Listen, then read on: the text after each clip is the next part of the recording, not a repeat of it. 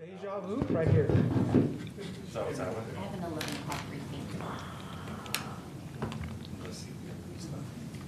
What are yours saying? Maybe.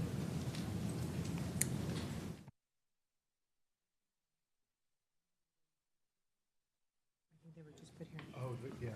Well, it's good. Yeah. Do you have these same ones? Meeting. Yeah, I should put them all underneath. Having reached the hour of 8:30, I am calling the April 16, 2024 Finance Committee workshop to order and ask the clerk to please call the roll. Councilmember Wright. Here. Vice Chair Cynthia Brayton. They had a short conversation. Here. And Chairperson Bavaro. Here. Also present with us is Mayor Zwellen. Thank you. Will everyone please rise for the Pledge of Allegiance?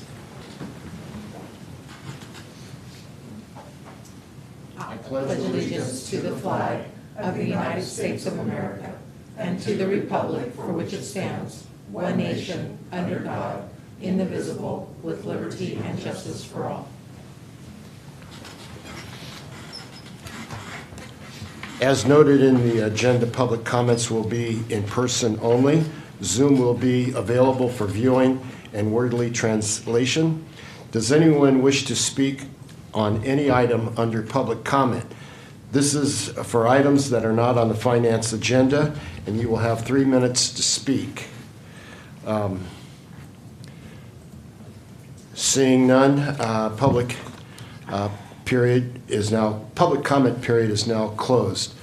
Clerk, were there any written communications received? No, Chairperson. Thank you. We will continue under new business. I ask that we hold all questions until the end of each department's presentation. Next on the agenda is the Community and Economic Development Department. Thank you, Chairperson Bavaro. Jessica Hill, Director of Community and Economic Development. So we're going to start with the department overview. So overall, the Community and Economic Development Department consists of 5 different areas. Administration, which also has our cannabis and cannabis equity programs. Economic development, which helps with business attraction and retention, as well as does our special event permits and business entertainment permits. We have our planning division, which does all of our advanced and current planning, their general plan, land use and zoning, building safety, who oversees our building permits, and then community development, which oversees our Melrose and housing and homeless problems. So some of our department goals for the next year. Under administration, we're working hard to launch our cannabis equity program and implement it for our community, as well as complete our quiet zone diagnostic report. In economic development, we're working hard on our economic development strategic plan, as well as the redevelopment of our municipal golf course and our downtown master plan implementation. For planning, we're working closely to ensure that we have all of our applications now electronic. We're working on code updates, land use alternatives, on our housing element implementation. For building safety, we want to continue with our rental housing safety program, the registrations and audits, as well as develop our internal policies and procedures. Lastly is our community development, which is looking to do our local affordable housing trust implementation, and then continue with our development of bridge housing units and new affordable housing units. For an org chart, our overall department consists of 53 full-time employees, 5 in economic development, 10 in planning, 15 in building safety, and 19 in community development. Here's an overview of the last 5 years of our full-time employees. And so as you can see, proposed for 24-25, we are requesting 2 new employees. So here's an overview of our overall department revenue and expenditures. So our department overall is a $9.6 million department where we recover about $6.3 million in revenue. We consist of both general fund and non-general fund cost centers. And so for general fund, we have $6.3 million in general fund where we do cost recovery of 2.7. And then our HUD and our IFP cost centers are actually non-general fund. And so they actually charge out to our CFDs as well as our HUD grants in order to recoup full costs. Can you, Scotty, with next one? Sorry. Okay, for Measure H this year, we received 2 Measure H allocations, one for our downtown streets team and parks, where we received $350,000, and then for our rental housing safety program, where we received $451,000. So as we go into divisions, here's our administration division over the last 5 years. For the increase from 23-24 to 24-25 was the adding of an administrative analyst to really help with department consistencies and data collected for all of our different divisions. As we move into economic development, as you can see for this year, we're actually doing some cost recovery. We're partnering with our utilities and public works departments to help market our city to attract more businesses in our community. For this year, we're looking to add an administrative office assistant 3, just to assist with our special event permits, as well as the assistance to the economic development team overall. As we move over to our planning division overall budget this year is $1.8 million with a cost recovery of about $300,000. And this is for our 10 full-time employees here in planning. Next up is building safety. The increase from 23-24 to 24-25 was actually due to liability insurance coverages, as well as an additional staff member, which we're looking to assist an administrative analyst to help with our rental housing safety program, our vacant building ordinance, as well as our overall building permit data to help, again, promote this to the community. Next up is community development and IFP. These are non-general fund cost centers, but this budget is about $3.3 million, and again, full cost recovery by charging out our times to both our CFDs as well as our HUD grants. So as I touched on before, we had 2 Measure H projects this last year, and the first one was for our rental housing safety program. So over the last year, we've been able to register 10,211 units for that and completed 617 inspections. And so as you can see with our units registered, a majority of those, or just over 6,000, were apartments, 2,400 was single family dwellings, 1,400 duplexes, and then condos were 267.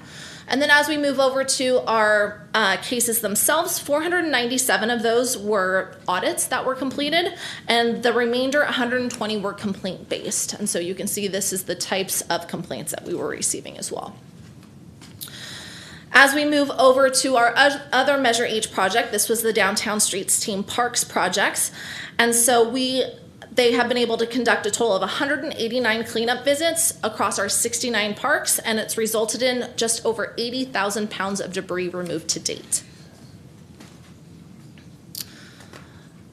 So I'm excited for some of the proposed Measure H adjustments. What we're proposing is our DST Parks Year 2.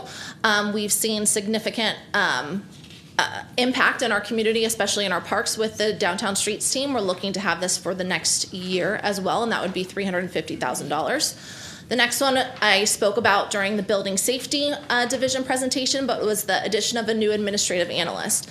And this is to help with all of the data associated with our rental housing safety program, as well as our vacant building ordinance, and then really starting to promote the building permit data to our community of the development that's happening within Modesto. The next 2 I'm also very excited about. We are proposing an accessory dwelling unit revolving loan fund. And so what this means and what we're looking to do is help promote the development of ADUs in our community through a revolving loan fund, or basically a low construction fund, low interest fund to help people actually develop those. We would be partnering with our local community members in order to implement this, but we're proposing $450,000. Lastly is our interim housing support program, and that's with $200,000. And so what we're doing is looking to actually partner with community-based organizations to establish more of a hotel voucher program. So many times when our chat team reaches out to members in our community who are looking to engage with services, there's a gap to get them actually in the shelters. This would allow them to put them into hotels for a short period of time in order to actually get them into the shelters and or permanent housing or programs. And with that, I'm happy to answer any questions. Thank you. Does the Finance Committee have any questions of the Director? I do. Please. Thank you, Jessica, for that presentation. I'm focusing on the Measure H and the homeless expenditures. I can see from what you just said with the development of Measure H adjustments. Adjustments means they had previously been allotted and now they're being modified, or how So, is that? so this is a new Measure H request for this year. Okay. So if I add up what you list as expenses for Measure H, they total, like, according to 1.125 million. Under the Measure H category that Christian presented, there's 1.8 million. So there's a few. What other funding source is going into this? So it's similar to what you had asked last night with some of the other programs are like in police department for the park rangers going over. So that's additional funding that was added to that bucket of homelessness. So there's some, majority of it's in CED, but there are some in other departments that are contributing to the total. I see. Okay. All right. That's the only question I have for right now. Thank you. Thank you. Go ahead. Yeah. A couple of things, Jessica, thank you for your report. On the rental housing safety program, 480 inspections, how many of those were actually found undesirable, or there was items that needed to be fixed? Would you say that So it was about majority- 120. About 120? And the compliance on that, are you finding that we're having good luck on landlords complying with that? Absolutely. We've been, kind of once we notify the landlords, we work with them every month to make sure that they're bringing all of those up to compliance. And so at this point, we have had many of them that have, and we've been able to close those cases. Great, good. So, and then also, I'm just curious, being an insurance broker, you said the liability insurance went up. Do we have quite a few claims with economic development in the liability issue? So sorry, Joe. Well, that'll be covered in the HR presentation where we talk about our general liability program. Okay, great. That's all the questions I have. Thank you for your report. Thank you. Thank you. Let the record show that Councilman Chris Rickey joined the Finance Committee at 8:35. Does the council have any questions of the director? I have questions. Yes, sir. So, homelessness is under this department, correct? Correct. So, I'm not seeing safe parking funding in here. Did I miss that? We will be actually bringing forward an ARPA allocation to Safe Park at a future council meeting. So it's not Measure H at this time. Okay. I'm also not seeing much about bridge housing in here. I know that was from last year's budget, but what's the future plan for bridge housing? Yeah, so at this time, we still have the $3 million allocation of bridge housing that we're looking to expend in our community. If we get to the point where we realize that we have more properties that need more bridge housing units, we can take a future item to council for more Measure H funding for that initiative. Okay.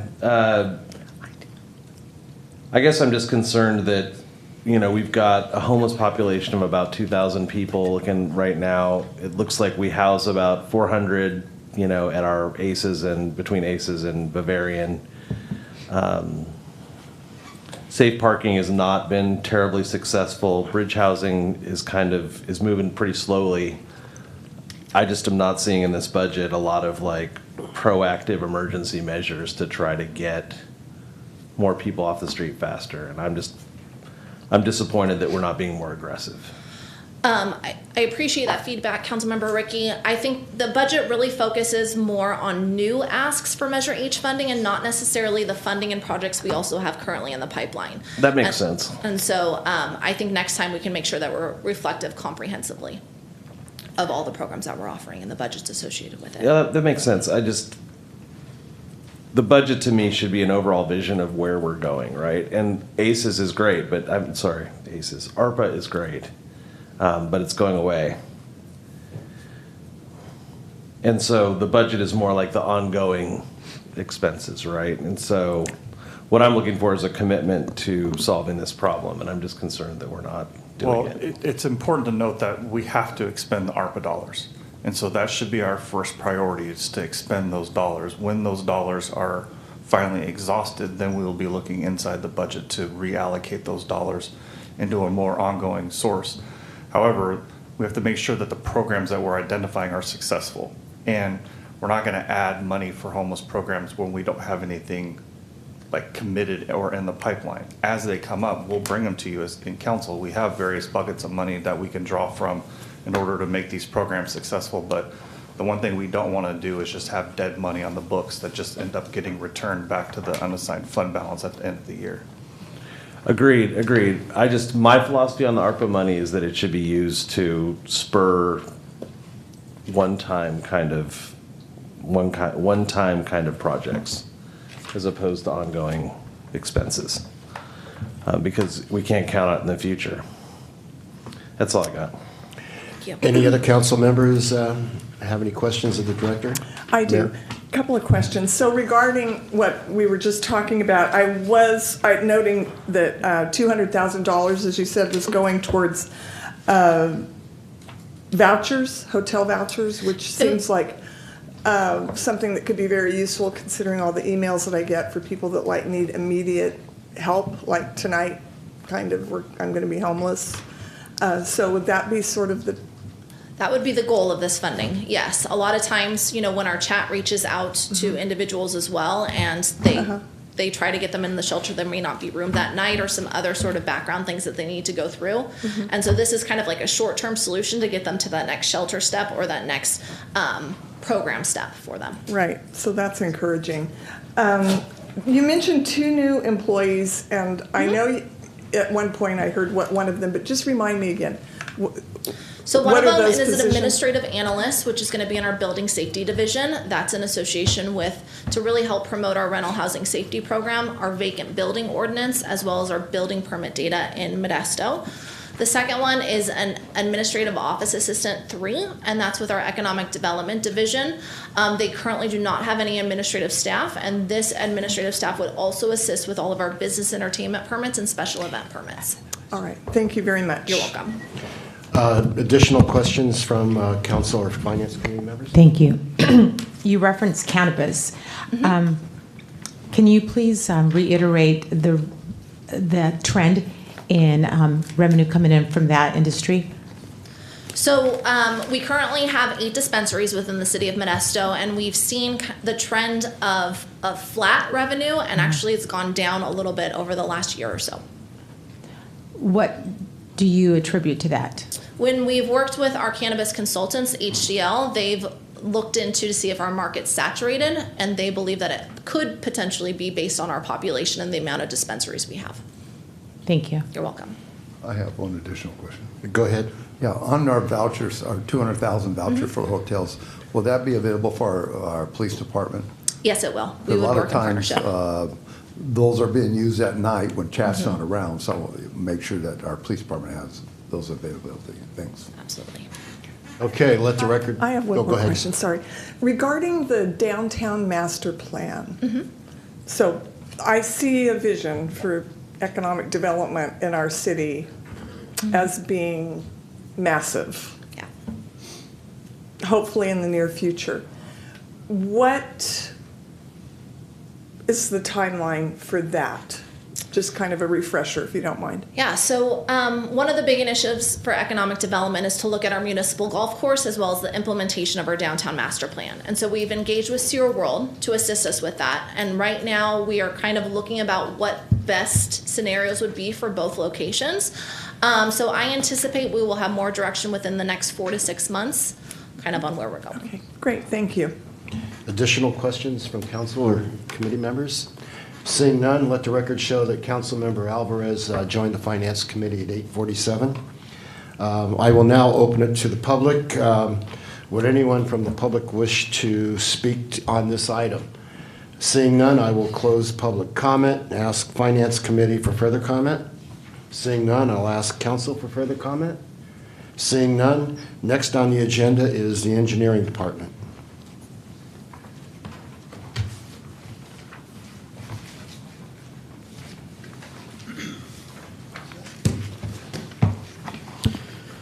Good morning, Chair Bavaro, members of the Finance Committee, and City Council members. It is my pleasure to be here this morning to present my first budget here for the City of Modesto.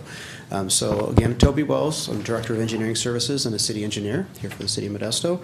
And this morning we'll talk about our new department. So we are about 8-9 months into the first year as a new department, and this will be reflective of some changes we've seen and some ongoing efforts we have within the department. So we'll start with the overview. So the 5 divisions of the new department. So we have our administration, land development, our construction administration, survey, and then transportation and engineering design. That is, in government, we all like to have lots of acronyms. So think of it as admin, LDE, construction, surveying, and then TED is the transportation engineering design. So a little bit about each of those divisions. So the administration, obviously the leadership and oversight. One of the key functions as well is the Measure L, administration of our local funds for Measure L. Land development, that's processing permits, working closely with Jessica's team on all new development. Construction administration, those are the folks you see out on new construction projects, helping to ensure everything is built to city standards. Surveying is a change this year as part of the new department, is that's moved out from underneath construction as a standalone division. So it functions across the full department, supporting really other departments in the city in the construction as well as new development of activities within the city. And then again, the TED is really focused on the transportation projects. So think of the large projects like 132, Briggsmore Interchange, Standard Road Interchange, those type of facilities, as well as new roundabouts and facilities like that. So our goals for this year, kind of the priorities for those 5 divisions. So for administration, we're still in the storming and forming component of a new team. So we're focused on creating a plan for our long-term mission and visions, keeping our budget on track, and focusing on building some team. One of our challenges that we've seen over this year is the difficulties in hiring engineers. It is a very significant challenge across the industry, both private and public. So we are working very diligently to try and find ways to be more attractive and to continue to retain employees within our new engineering services department.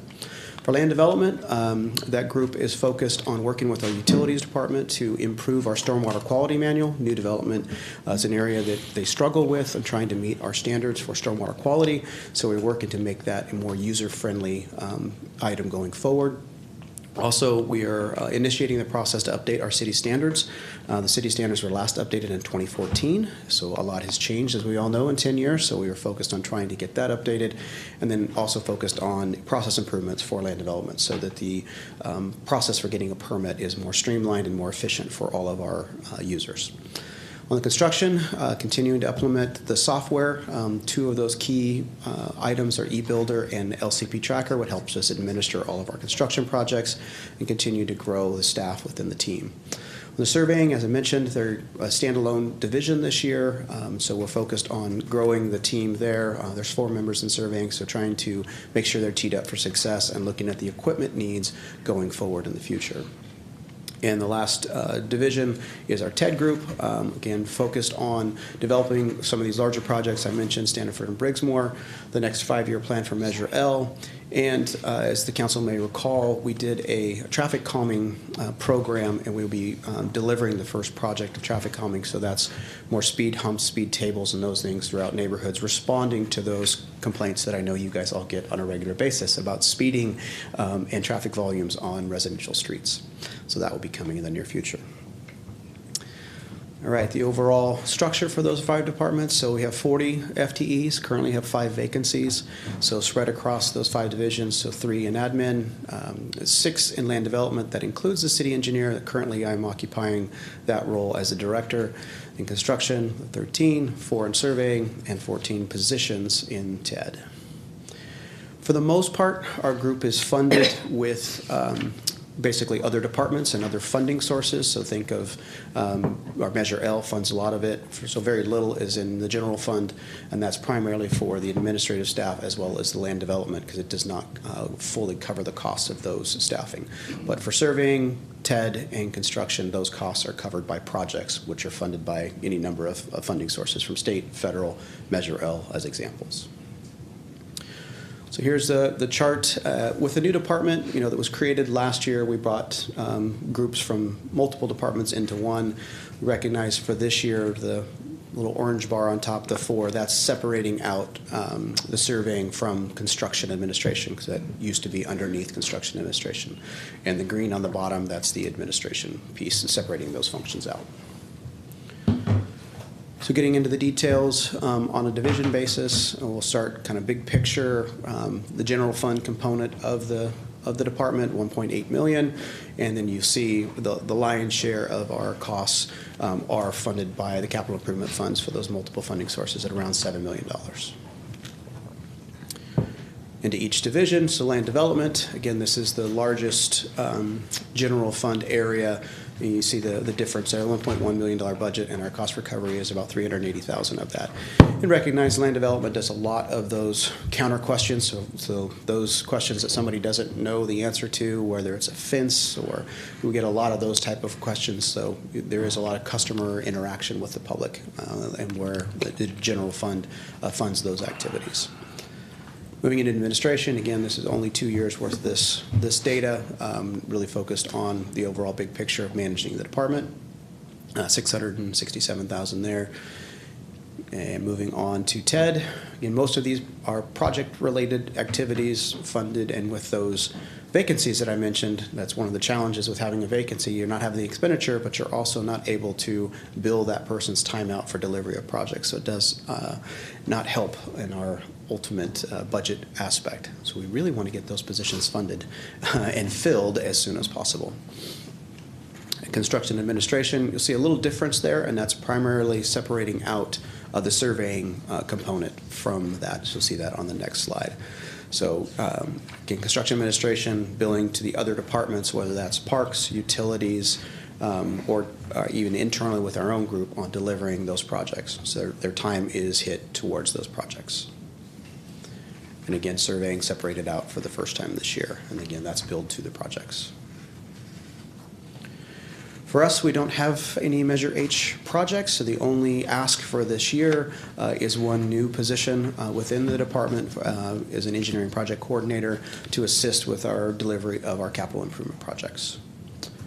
With that, I'm happy to answer any questions you may have. Thank you. Does the Finance Committee have any questions of the Director? David? Yeah, I do. Thank you for your presentation, Toby. On our vacant land, are we proactive going after or looking at what vacant lands we have in the city of Modesto and contacting the landowners and giving them some incentives on building? Yeah, we recently completed an analysis of all of the city-owned property within the city of Modesto.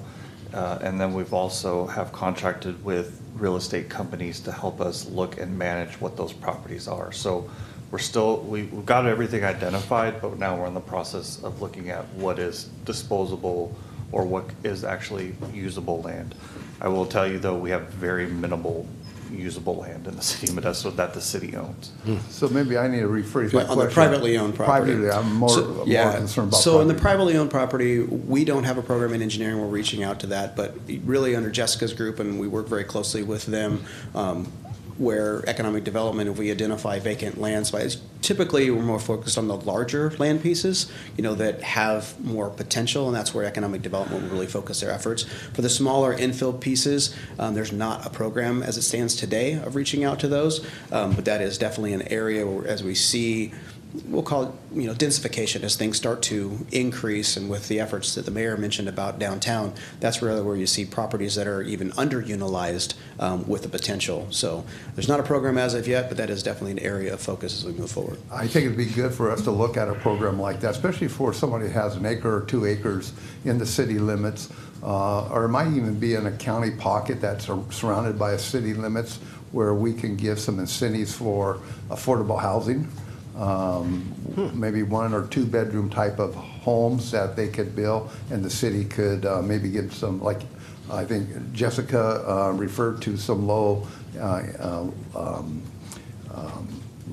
loans, building loans for developers that might want to build a 800 or 900 square foot affordable housing. So I know there's quite a few lots. When I drive around in Modesto, there's quite a few lots out there that could fit probably 2 or 3 type of either triplex or, you know, real small, tiny homes that would really be good for our low income or workforce. So Yeah, I think that'd be something to be really look out to. Great feedback. You know, I'll throw a little kudos to Jessica and her team on the housing element, was just recently adopted by the state. In that housing element, there was a significant focus on those vacant and underutilized properties. So there is a pretty good document there as a starting point. You know, but we do need that partnership, right? Those owners have to be willing to do some effort, and a lot of them, you know, are absentee or not. But your point is well taken. Yeah, and I think a lot of them really don't. If you give them some incentive, you might be surprised on what they would do. So, Agreed. Thank you. That's a good idea, David. Does the council have any questions of the director? Seeing none, I will now open it to the public.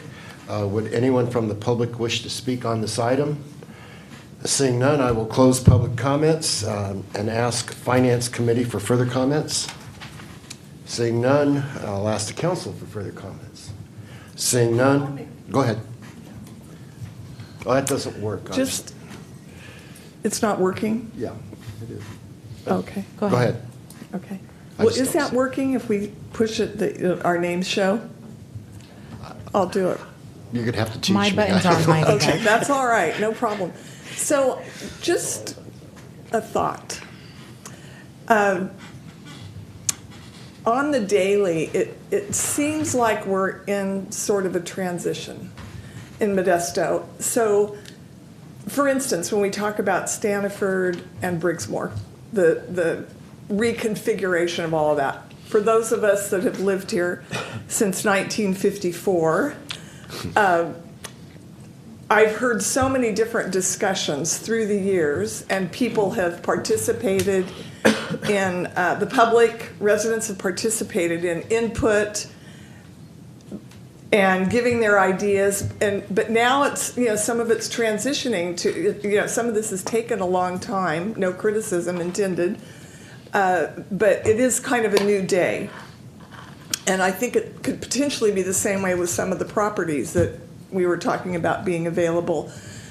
Soon it will be the children of the property owners that will be making the decisions, not necessarily the property owners. So and I don't know if this is something that you've observed, but it does feel like there's this, you know, kind of transition time. So I feel like it is a new day, and although I've kind of observed it for many, many, many years, I'm certainly open to innovative thinking, creative thinking, new ways of developing areas that maybe haven't been considered before.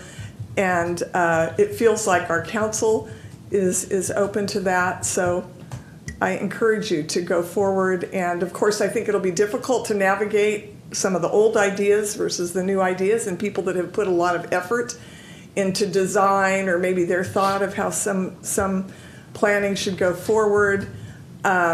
And now maybe there's some new ideas about how that should happen. So I wish you well, and anything that we can do to support in that transition, we're here. Yeah, it's a great observation, and really for the city of Modesto, I would say two fundamental things that have changed. One, from a transportation standpoint, the Measure L funding significantly changed the landscape and our ability to deliver new projects, and leverage those funds to do bigger things. Stanford and Briggsmore are two perfect examples. Using Measure L funds to move forward with a project similar to the 132, right? That it's 15 different funding sources. Wouldn't have been possible without Measure L. And then the passage of Measure H. Although we're not utilizing that in any of our projects, that ability of recognizing that the community is now really invested in the community. You see that change that you just mentioned, and it is exciting because these transportation-focused projects really can transform a community. And so, you know, as an engineer, that's kind of why I got into this business, because of the ability to deliver projects that change a community. And so we see that opportunity, and a council that is willing to, you know, be on the progressive edge of infrastructure projects. The city of Modesto is one of the few in this valley that's really embraced the roundabouts. Some people love them, some people hate them. But from a traffic efficiency, overall built environment, they are significantly changing how we move people and vehicles throughout our community. And again, we're focused on full, we'll use the phrase multimodal, but all modes of traffic, from the pedestrian to the bike to the bus to the vehicle. And that's really a fundamental change, and you're starting to see that. And that should also affect how land develops as well. And again, working closely with Jessica and her team, finding those ways where we can look at things differently. So it is definitely an exciting day. I think the important common thread is that we all are excited about the changes that will be coming forward. We may have a different path to get there. It may be somewhat difficult to navigate at times, but we're all engaged and looking forward to the changes that are coming. So thank you. You're welcome. Further comment from council members? Seeing none, let the record show that Councilman Williams joined the Finance Committee at 9:05. Next on the agenda is Public Works Department.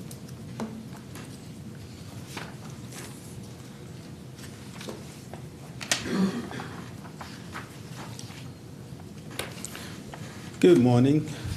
Bill Sandy, your Public Works Director. So this is going to be your longest presentation, I promise that. Okay, so department overview. Public Work oversees 16 different areas, includes building services, parking services, fleet, streets, your curb gutter and sidewalk, traffic ops, which is striping, signs, and airport. And the other areas we oversee is the solid waste, your haulers, garbage haulers, compost facilities, Carpenter Road landfill, and Gear Road landfill. Those were operated back in 50s and 60s. Traffic engineering, electrical, which is your traffic signals, street lights, and other infrastructure. Forestry, which we see over 81,000 street trees. Green waste, street sweeping are some of the services or the areas that we oversee. So the department goals. One of our biggest goals when continue improving our customer service and response time. So you will see in the following slides, and we were able to make a lot of progress in that area. And another goal is complete citywide traffic safety analysis study. So we received $1 million from a federal grant to do a study, so which we have hired a consultant, or we're in the process, and that will do citywide traffic study for all of our infrastructure to see what improvements are needed to improve the safety. Enhance workforce development, so that's another big area because the employees hiring and retention is one issue. So we are able to work on our development and biggest emphasis on safety of our employees and our residents and businesses. Study, implement additional solid waste disposal options. With SB 1383, we implemented several different options, and there's more coming. And additional projects to improve quality of life, your sidewalks, your curb gutter and sidewalk, and stumps. We made a lot of progress there, and that's another goal. Blight abatements. Blight abatement is another area that we've been focusing citywide. Org chart, you can see from org chart, we have about 226 full-time employees in Public Works, and we work with 30 to 50 average a year part-time employees in the season, in the peak season. You can see there's a lot of focus on fleet, streets, and the airport area, 107 employees, and Measure H funded employees are there in maintenance work in the solid waste area, and some are in forestry areas. So also forestry area, there are some Measure H funded employees, and we have 58 employees in curb gutter forestry, street sweeping, and green waste area. Traffic engineering and electrical has about 16 employees, and another chart showing a spread of our workforce. and also revenues and expenditures. You see, one of the fund that we oversee is Surface Transportation Fund. That is gas tax, your SB1 funds, and some garbage franchise fees go into it. And that fund is spent on your curb gutter, sidewalk, streets, traffic, electrical, and to pay electrical utility bills, which is about somewhere around $900,000 to $1 million a year. So that's what this fund is used for. $17.3 million approximately proposed revenues and expenditures for 24-25 fiscal year. And other fund we have is fleet fund. So this includes fleet maintenance and fleet replacement.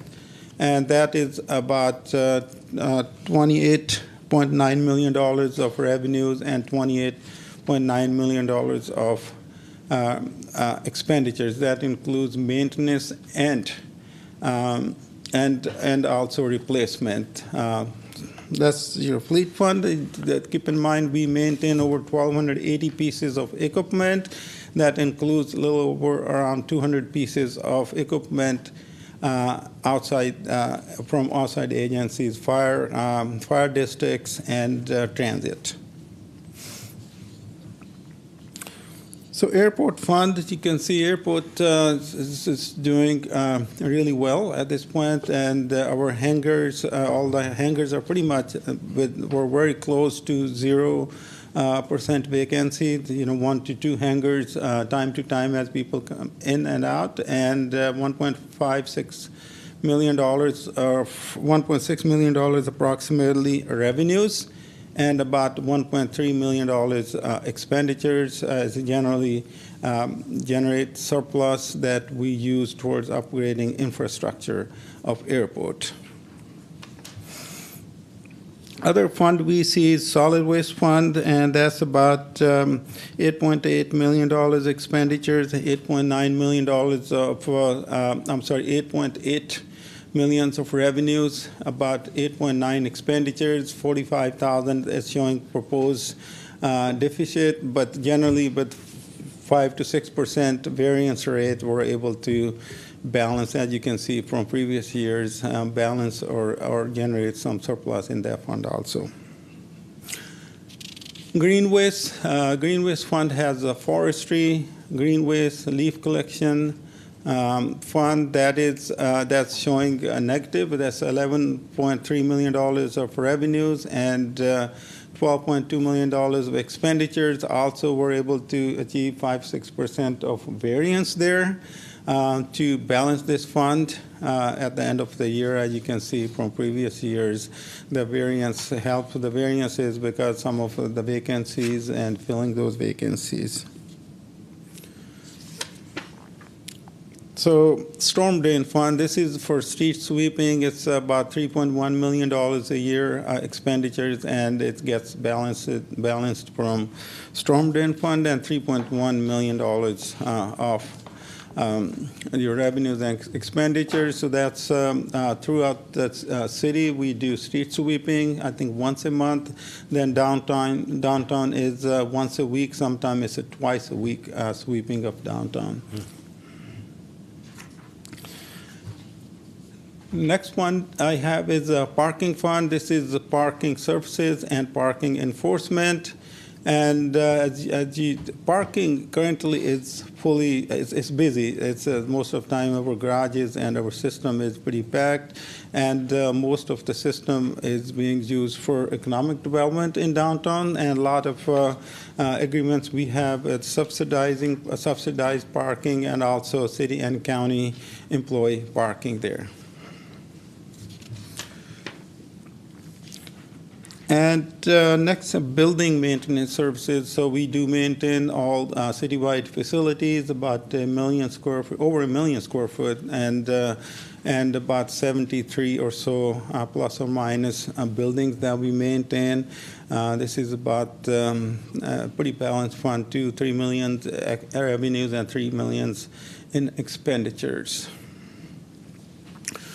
So Next, most important part of my presentation is Measure H.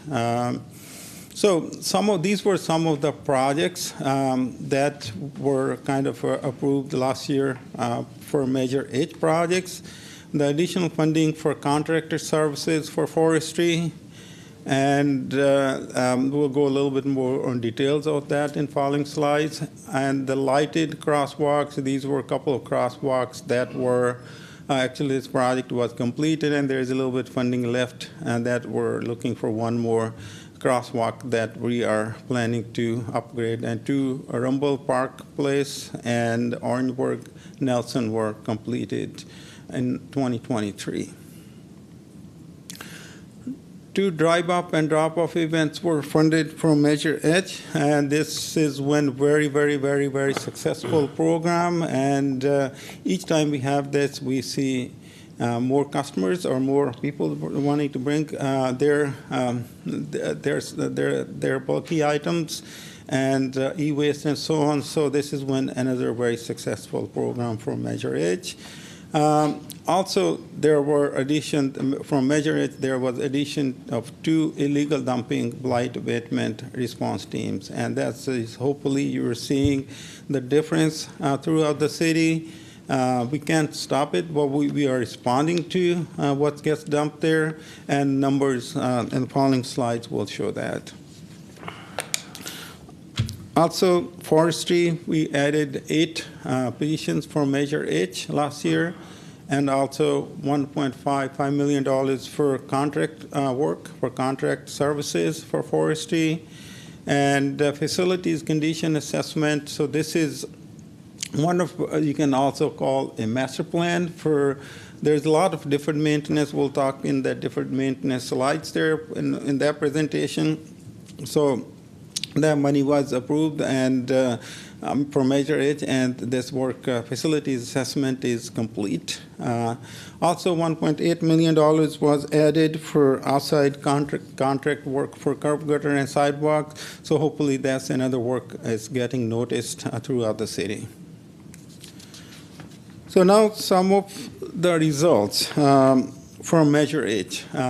Tree pruning first, you can see last year in 2023, we had funding from Measure H, and this is not complete funding, wasn't spent yet, but you can see there were 12,800, which is close to 13,000 trees were pruned, and pruning is one of the basic thing that trees need to kind of survive and also to kind of grow better. And so given that 81,000 trees citywide, our goal or the industry standard is 5 to 7 year pruning cycle. So getting to this number gets us within that cycle. So this is kind of going in the right direction. I think it's good news that we're able to, with the help of contractors and the city employees, we're able to prune that number, we're able to attain that number. And also city tree removals. Keep in mind, these are the trees that were high liability or they were dead or diseased trees. And you can see in 2023 alone, we removed 1,579 trees. And the last 3 years, we've been doing a lot of work to stabilize our forestry. And these tree removals, the numbers also show that the work we have done. And also, I don't have a slide on stump removed, and that's another quality of life issue we worked on for Measure H. And there we're making a lot of progress on stump removal also. Illegal dumping reports, you can see in 2020, it kind of peaked. We had over 5,000 illegal dumping throughout the city. And with the help of Measure H and other programs that we implemented, blight abatement teams, the number is definitely going into the right direction. We wanted to keep seeing this number going down because that's some of those drive-up events are doing. And some other programs are helping in that area. In 2023, there were still 3,700 illegal dumping throughout the city. Bulky items, you can see the numbers. That's tons and tons of bulky items removed, and e-waste. So this is from those drop-off events. And the good news is they're bringing to those events. It's not showing up on Bricksmoors, Oakdales, or other streets. So that is good news. It's getting collected and disposed of properly with those events. Some of those events were funded from Measure H, and others were funded by state Caltrans. Mattress recycled. So that's another success story. We have a recycling center, and this is from events not including that recycling centers.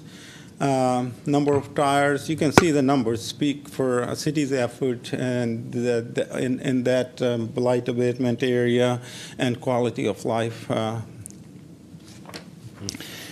Another area of success was sidewalk. There was $1.8 million funded from that. It's not fully spent that. Our goal is to spend that money as the weather improves in next month or so, a couple of months. I think we'll be able to fully spend the money. And you can see we're curb gutter and sidewalk removal and replacement, we're able to double that effort also thanks to Measure H and some contract work. And again, that the money from 2023 is not fully spent yet, so that hopefully within the next month or two, we're able to spend all that funding and do more work in that area. And that's another work that's being noticed throughout the city. And this is some of the work we do in-house, sidewalk grinding, and this is the one you half-inch or a small offset. We just grind it, and so it eliminates the liability and tripping hazard. Another very successful program is preventive maintenance. This is not reconstruction of streets. This is preventive maintenance. We're able to, last year was one of our best year, 188 lane miles of slurry done throughout the city, and we're seeing good results. We expected 3 to 5 year results from that slurry program. We're getting most of the areas we're getting 5 to 7 years. It's kind of exceeding our expectations. So future adjustments or this proposed adjustments for current year. So we done facilities condition analysis. Now we're requesting some funding for deferred maintenance, $1 million this year. And then there is for forestry and green waste adjustment, that net impact is $14,000 a year. So that's our goal, to improve customer service. It's one-stop shop. Currently, if somebody calls for green waste, call gets to one area, then gets transferred to other, and so on. So we just wanted to have our forestry, green waste, one-stop shop. So we're eliminating some of the part-timers and some of the service credits or DCAs to have this position added to forestry and green waste, so we can have that one-stop shop to improve our customer service. You can see the additional funding for outside contractors. That's for forestry, $550,000. This is for tree pruning and stump grinding programs. So next adjustment, close to a little over $1 million is for reforestation. So keep in mind the forestry works in phases. The first was to stabilize our forestry. The second phase was kind of to get the pruning cycle under control. And the third one is long-term reforestation. Some of the areas, you can see college area and some of other La Loma area, the trees are 50, 60 years old, and those need to be, need to come out and replaced with junk trees, so that we start the reforestation effort. So it's kind of final and ongoing phase for forestry. This is as a result of our efforts for last couple of years. Other requests are on our parking system. All our 3 parking garages. I'm sorry, I skipped ACF, Advanced Clean Fleet. So the state's requirement is that we replace certain percentage of our fleet every year with zero emission fleet.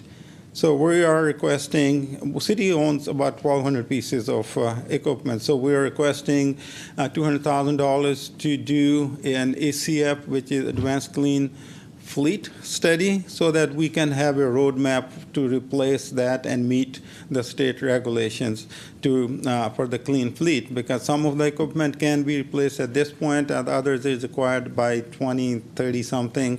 So we're requesting a consultant who has expertise in this area provide us a study, and then we can bring back to the city council. And amount of systems for our 3 parking garages, 9th Street, 10th Street, and 11th Street. Our system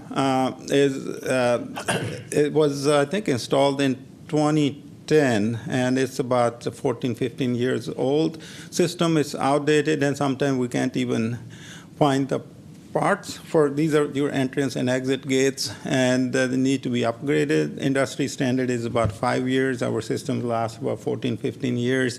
So that's next 3 adjustments are for parking garages. And the last one is for curb gutter and sidewalk. Last year, council authorized $1.8 million, and that's our request for this year also to replace curb gutter and sidewalk by contract work. And those were Measure H adjustments, and some of the non-Measure H adjustments are, again, at the top 2 are heavy equipment mechanic, crew leader, and a heavy equipment mechanic. This is mainly to focus on fire equipment, and this is fully reimbursable from outside fire agencies. So we repair for Salida, Consolidated Series, and I believe Turlock. So we repair those vehicles that are under contract with our fire department, and we get fully reimbursed, plus the admin costs for that. So other 2 adjustment requests are in area of streets and also traffic ops, also street maintenance. So the one of them is to handle, again, to assist with slurry work and other street maintenance work. Other one is sometimes we are doing slurry because it's very short season, slurry season, so fast that striping crews can't keep up with it, because you don't want to leave the street unstriped for too long. It's a safety concern, so we are asking for some enhancements. So striping crews for the last couple of years done such a great job. Hopefully you're seeing some of that work when you travel through the city. So before we go to fleet, this concluded my department presentation. So next one is fleet presentation. Have any questions on department presentation? Does the Finance Committee have any questions of the Director? Councilman Wright? Or Committee Member Wright? Thank you, Bill, for your presentation. A couple of things I want to know. On our public works, airport fund, solid waste, green waste, storm drain, parking fund, building fund, what of those do not receive any general fund? Airport doesn't receive any, and solid waste is also an enterprise fund, but in solid waste area, we get some of the blight abatement gets Measure H. Okay. And green waste, does that receive? Green waste, we done some. Green waste is not a general fund, but in other words, it does get some general fund Measure H adjustment, and at the end of the year, if we're negative, that's where I believe general fund makes up for that. Okay, and then storm drain doesn't get any general fund, does it? It does not. And parking fund does get some general fund? Yes, it does. Okay. And building fund, that? Building fund is, it's kind of spreads out if we maintain the parks building, so it gets billed to parks building, Okay. a PD building, a fire Right. building, so it's just spread out. It's also enterprise fund, but it's spread out. Tree pruning does get general fund, tree removal gets general fund. And then on the sidewalks, curbs and gutters, the grinding, I understand the reason for grinding because it's faster to get out there and correct a situation immediately. does those areas go on a list now for replacement for down the road? Yes, that is correct. Most of time, the grinding happens only when there is half an inch of small tripping hazard. Then we're able to smooth it out, and it lasts for a long time. And we do put on their list, but keep in mind that list is over 5,000 work orders behind. Right, right, I understand that. How Okay. many? Over 5,000. And that was last year's number, but since last year with the contract work and others, we were able to catch up hopefully somewhere 400 to 500. So we're in 4,000s now. Wow. Yeah, so we're 10 years off. We're working 10-year plan. And we probably have more coming down down the pike. Thank you, that's all the questions I have. Additional questions, Finance Committee? I do. Thank you, Chair. Thank you, Bill, for that presentation. And thank you for you and your entire team. You have the work your department does is very, very visible to the city. Your men and women are pretty much out there in the trenches, really doing the work in the public's eye. And your team has done an exemplary job out in the community with the slurry work. You see them everywhere. Sidewalk repairs, the tree work that's done, the blight and garbage events that you have. And despite the fact that you guys are always out there and doing your work, I've never received one complaint about the workmanship or when to do your work, you must break sidewalks and work in front of people's houses. And no, I have never received a complaint or an offense that was taken by the work that your team and your contractor teams do. So congrats on that, and thank you for doing such a good job. With focusing specifically on your drive up and drop off events and your illegal dumping and blight abatement work, besides Measure H, are there other funding sources that fund those events? That is correct. So I think 2 of those events were funded by state, Caltrans, and I believe we have another $250,000 was approved by and part of state budget. So that's For 24, 25? That's right. So And we what can is have that more- called? That source? That Is is, that a- I think it's appropriations. It came through Caltrans. It's no 250. longer the Clean California? No, it's not. I Okay. believe it's not, and I can send you that information. Okay, but that funding source is only for 24, 25? That is Not correct. beyond that? So we will have more of those events? That is correct. Our challenge is finding the sites because they are so popular. They got so much traffic, and we had a couple of them in MJC West, and last one was so successful, and there was so much traffic, and MJC kind of was kind of hesitant to let more go there. So we're going to have to work on finding the Okay, sites. that's a good problem to have. Okay. In regards to the garages and the updates, will we be receiving more information during our deferred maintenance presentation on the details of what those garage updates will be? Yes, that will bring additional. Is that when we'll hear more? Okay, then I'll hold my questions for that presentation. Also, in the citywide Measure H spending plan, you've identified the spending plan for forestry to be $3.9 million.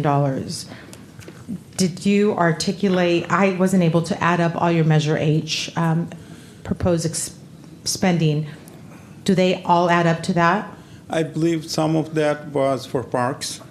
3.9 included, Steve? There's a small amount that goes to the parks area for their maintenance in their parks for their trees. I see. Okay, thank you. And I apologize that I keep calling you Christian. In my eyes, you're a Christian. That's okay. All right. Thank you. Thank you, Bill. Call him Allison. Very good. Does any council members have questions of the director? Go ahead. No? Go ahead. Thanks, Chair. I think one thing I want to touch on here is just forestry. I know we've seen some pretty dramatic improvements over the last couple of years. Do you feel like what's the trajectory of us catching up on overall forestry maintenance based on this budget? So the key is under 7-year cycle, pruning cycle. So I would say 3 to 5 years, because if we start trimming that 12,000 trees, 13,000 a year, so it takes about 4 or 5 years to catch up on that. That's number one. Number two, the key is having a stable and growing forest. Urban forest is reforestation. Because some of those trees live their life and they need to come out, and new ones need to plant it. So that's the key. I personally, the way that things are going has gone for the last couple of years, I see us in much better position now 2 years ago. And with the reforestation effort, I think we're stabilizing our forestry and we're growing. I know that we are contracting a bunch of the tree pruning right now.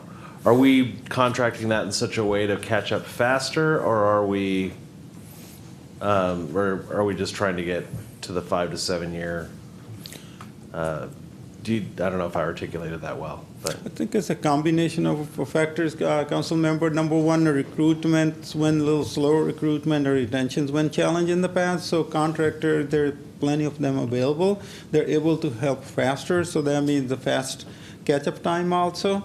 So in the future, next 2 to 3 years, I do see maybe our workforce going up in that area and contract work coming down. And generally looking at the cost, it's more effective to do that in-house. gotcha. My next question is on airport development. We're talking about potentially expanding the runway, making some moves to maybe have commercial service. Can you talk to me about how those goals are reflected in the budget? So there is a study that was funded last year, and we're actually expanding the scope of that study. So in other words, the study was just looking at the expansion of runway. So we're expanding the scope to look at the totality of the airport, that, okay, if runway gets extended, you can bring in freight, you can bring in A, B, C, commercial flight. So within, I would say, next 2 to 3 months, or you will see something coming to council for approval to do a bigger, larger study for total airport development. And what is a timeline on getting out of the study phase and into getting to more of an action phase on the airport? I would say generally these studies are somewhere between 6 to 8 months. So hopefully in the next 6 to 8 months, early next year, we see some action coming back, some recommendation coming back to you. Awesome. On dumping, I think we've made some massive, really good progress, wonderful progress. And so I like the fact that we're continuing on these successful things, like the dumping days look like they're working really great. I'm excited about this. I don't think this comes out of your budget, but I'm excited about the new marketing opportunities that we have, that we've approved, earlier this year, to talk about the bulky item pickup options for like multifamily homes that people don't know about yet. Like, they're not using it as much as I think they should, but they will, and it's going to have a massive knock-on effect, reducing dumping once we get that word out. But what I'm seeing in my district, at least, and I don't know about the other council members, but what I'm seeing is a lot of the dumping that we're continuing to get is like this kind of industrial level dumping, where you're getting essentially private contractors that are mostly doing like vegetation removal, that are just dumping it, just to avoid avoiding the money, basically. And I'm seeing it especially in the Woodland West neighborhood. And so I'm usually not a huge advocate about enforcement on dumping, because I think that it's mostly an education issue and a program issue, right? If we've got dump days, if we've got good legal options, most people are going to take them. But in this case, you've got people that are doing it as a business, and they're dumping to make money, basically. And so in those cases, I think we need an enforcement posture to deal with it. And I'm just wondering if there is in the budget, like some places that we can put up some cameras or something like that, so that we can catch these industrial dumpers. Because there's a few roads in particular, like in Woodland West, we cleared up a huge dump that someone did of a bunch of vegetation, big logs and stuff. And then the next week they came and dumped it again. and now it looks exactly the same. And there's no other, these people are just clearly, they're just clearly violating the law, and it's clearly a business, you know. Yeah, no, that's a great comment, council member. And if you could give us that hotspot to city manager, we do have some cameras on order, actually. That's a good news. Perfect. And we're able to, we're looking into some hotspots to install those cameras also, and those cameras are great. They have LPRs. If there's some outside contractor, you could read their license plate, and then we'll take enforcement action from there. Thank you. Those are my questions. Thank you. Additional questions by council members of the director? Yeah. Bill, I represent District 2. I'm going to talk a little bit about the airport expansion. The airport is in District 2, post-2020, after the census prompted the lines being redrawn. It was previously in District 4. At what point will eminent domain be activated? If you're talking about expansion of the runway, there's only one direction to go, and there's homes there. And those people will not be happy when I have to break it to them that they're going to have to relocate because we're trying to expand our runway. Can you talk to me a little bit about that process, how that would look? So we're not there yet. I don't see us getting there in the next 2 to 4 years, 3 years, because the first part is doing the study. It's a study. What study will do? It will only identify if you extend the runway by X number of feet. These are the potential area that could be impacted. So, you know, most of the time, if the council decides that we're going to expand the runway, it's 3 to 5 year process, council members. So I think that at that point, there are property owners willing to sell. So you start from there. You know, like some of the businesses are doing in that area, they're buying the properties. So I don't see us going there in near future. But at the point that we do get there is what I'm talking about, at that point. There is a potential for that. Okay. So you're saying, not in my first term, I had worried about that problem yet. Let me just state, there's a long way to go in what we're doing with the airport, so. So the next guy or gal's going to inherit this problem? What we're doing now is we're taking a step back and saying, really starting to make decisions about what we want our airport to be. This isn't just about lengthening the freeway. We have opportunities for hangars, we have opportunities for expansion beyond runway extension, and I think we really need to say, it's easy to say we want commercial flights. Right. But it's bigger than that, and it's how do we really make the most out of what the airport currently is? And that's the next phase of what we're about to do. We are years away from many kinds of decisions. We're very sensitive to the potential impact it can have on the homes in the area. So I would just say we need to go through this process, and we're going to do it slowly. We're going to do it deliberately to make sure that we do it right and to the most benefit of the city itself. Definitely. And I want to make sure that I'm making decisions in the best interest of my constituents, and that are, in addition to the larger scope of the city's benefit, I got to make sure that I voice the concerns of my residents that I represent. I'm all for commercial flights. I'm all for cargo coming in and out and expanding the runway and the hangars and all of the above. I just want to make sure we do it in a way that is mutually beneficial to the residents and the city. That's all. Thank you. Thank you. I will now open it up to the public. Would anyone else from the public wish to speak on this item? Seeing none, I will close public comments and ask Finance Committee members for further comments. I do have maybe one question or a comment. We talk about tree trimming, and it's important that we vet the tree trimmers that we hire.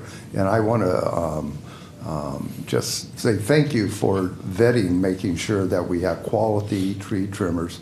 Not every company that trims trees are actually good tree trimmers. And if you come across one that we've hired that is not doing a good job, we get complaints. I'm sure your staff is looking at them to see whether or not we want to continue using those tree trimmers. Being an insurance broker, I do have some tree trimmers insured. There's some that I wouldn't want to trim my trees because they have a lot of complaints. So hopefully your staff is looking at that. Thank you. Yes, we are. We have a great inspection program. Our managers are great in that area. We want to make sure the trees are trimmed to industry standards. And thank you, that's a great comment. Thank you. Additional or further comments from council members? Seeing Mayor? I do. I'd like to comment on your department and thank your entire team. This is an area that I receive more wow kind of comments where people comment on our smooth streets, on our sidewalks, traffic lighting, and how that has changed throughout the city, our trees and blight. People often approach me and they're like, wow, you did not mess around. This is amazing. So I want to thank your team, all of your staff that have worked so diligently to make these changes. And I notice that it's a big budget change. I mean, that's what it takes. And I think it speaks well to the residents of our community that saw the need and voted to pass Measure H, and I'm grateful for them too. So thank you so much for your efforts. Thank you for your support, Mayor. Thank you. Before I go to the next agenda item, were you planning to do a presentation on the fleet replacement? Yes. Okay. Okay. Go ahead. We'll start on fleet replacement. Here's some of the numbers on our fleet that we maintain, and we maintain over 1,280 units citywide and outside agencies also. MPD, you can see the number there, fire department, you can see the numbers and different numbers. But we also maintain fire, consolidated fire, Oakdale Fire, Ceres Fire, Tarlock Fire, and Slida Fires. And those are fully reimbursable, that we get reimbursed for all the work, plus our admin costs also. And also maintain Stan RTA, which is countywide also. I think currently they have over 131 pieces of equipment there. And also, we talked a little about California Air Resources Board regulations, advanced clean fleet, and there are certain percentage of fleet that's required to be zero emission fleet. So I'll give you some of the examples. Like Group 1, like little box trucks, vans, 2XL buses, yard tractors, 10% of fleet need to be ACF by 2025, and then it goes to all the way to 3035. And there is a Group 2, heavy equipment, which includes work trucks and 3XL trucks and so on. That also starts in 2027, certain percentage, and goes up from there to 2039. So we requested some funding for implementation because this is all new for us and everybody else, so that we're in compliance with state regulations. I requested some Measure H funding to do hire a consultant and do ACF, which will bring it back to the council. Okay, so how do we replace the fleet? There are several criteria that we considered. What vehicle is due for replacement: age, condition, miles, hours, downtime, repair costs, fit for purpose are some of the criteria we used. And we have a system, it's all electronic system that we input the data. The repair costs are the daily basis, and they get input, and the system tells us the repair costs for each vehicle. And some of the process for replacement, and each vehicle is incorporated into fleet replacement fund. So that fund, it depreciates the vehicles over a certain number of years and then collects the fund from that department for that vehicle for their replacement. So that all the money that we collect, it goes into a replacement fund. So that's how the vehicles are, the replacement fund. So then we bring it back to the council each year. We bring it back to the council. Council, here's X number of vehicles that need to be replaced. They get approved, and it goes through city manager's office, and that's how those vehicles get approved. There is a process, replacement process, and there is also process for new vehicles. If the new vehicles need to be added, the justification is provided and goes to Public Works Department, Fleet, Public Works Director, and the city manager, and ultimately to the council. So we talked about fleet addition process also, and move on to next. So I'm going to move on to next slide. So this slide kind of shows the environment that we are in. Vehicles are not available. Sometimes the wait is 5 years for certain special vehicles, and we're behind. Given the period we went through COVID and so on, we're 339 vehicles behind on replacement. When you're that behind, then your maintenance costs go up, downtime goes also up, and so we're trying to catch up on it. And because I think some of those challenges are getting better, industry is getting better, and so we're starting to catch up.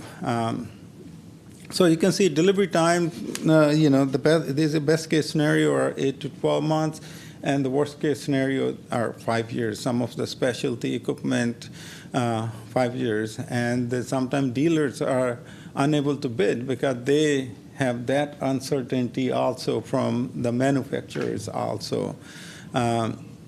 Price increases are kind of when for last couple of years, very frequent, then we bring it back to the council.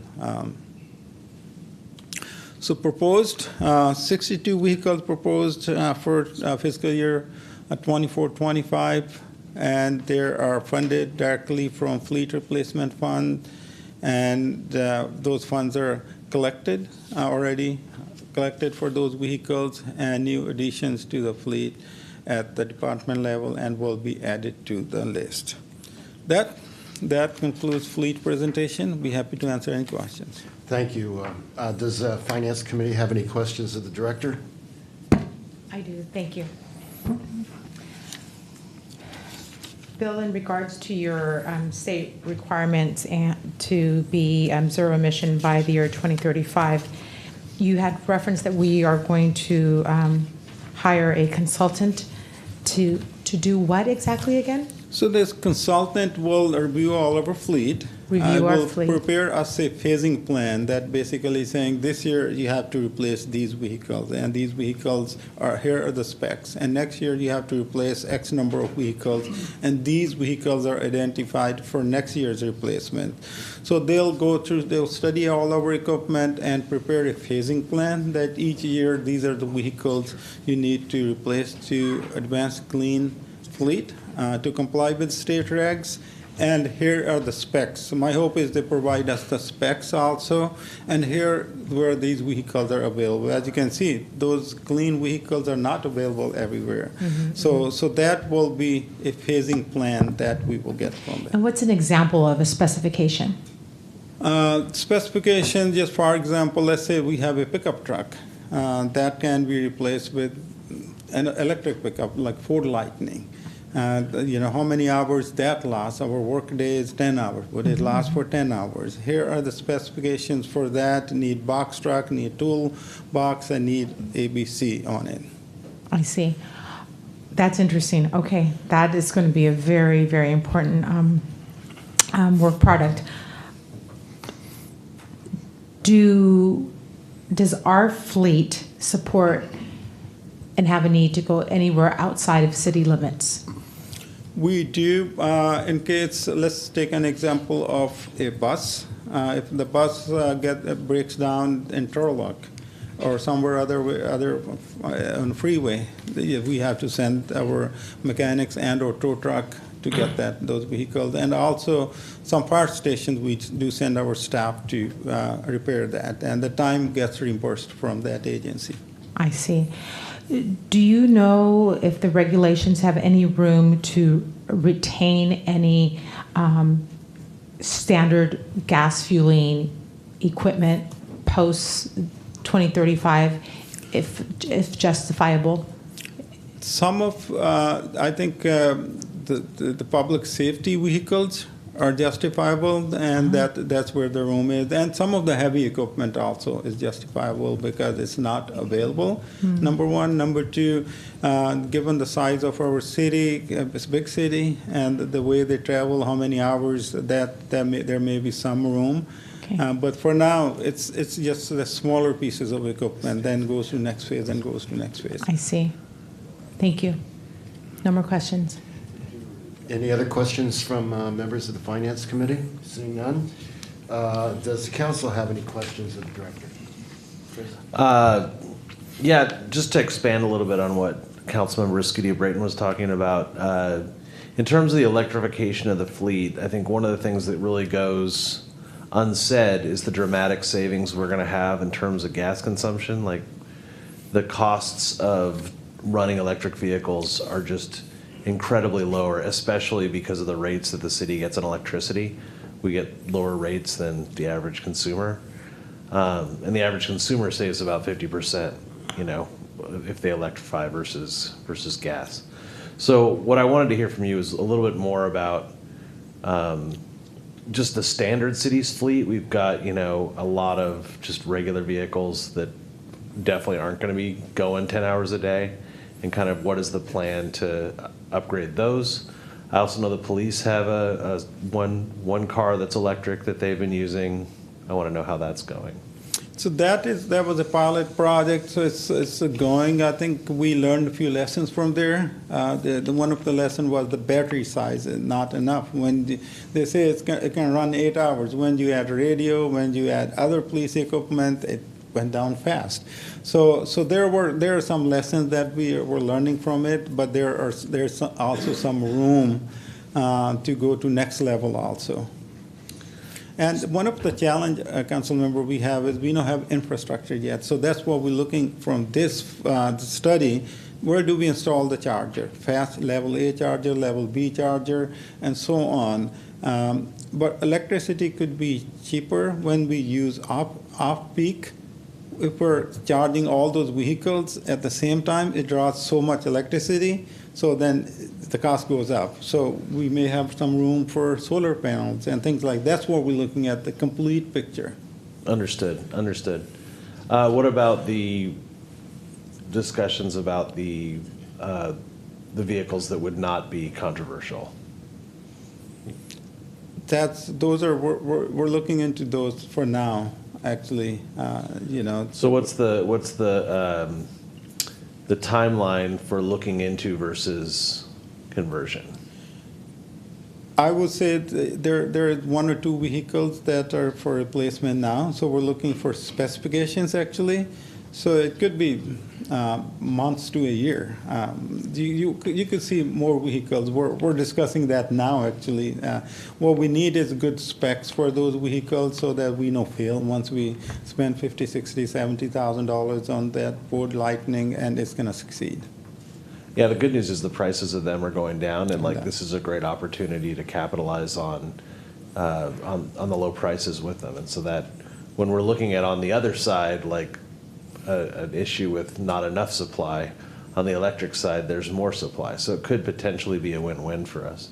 Absolutely. So on the 300 out of the 339 vehicles that we need to replace, is that what I saw up there? Is that right? That is correct. Those are kind of from 23, 24. So if you add another 62 vehicles from 24, 25, you're over 400. Understood. vehicles. What percentage of that do you estimate we could electrify? I don't have that information. I need to see specific information. That'd be good to know. Thank you. Thank you. Any other questions from council? Seeing none, I will now open up to the public. Any members of the public wishing to speak on this item? Seeing none, I will close public comments. Any further comments from committee members? Seeing none, further comments from council members? Seeing none, before we move on to the next item, we'll take a short break and we will reconvene about 10:08. 10 minutes.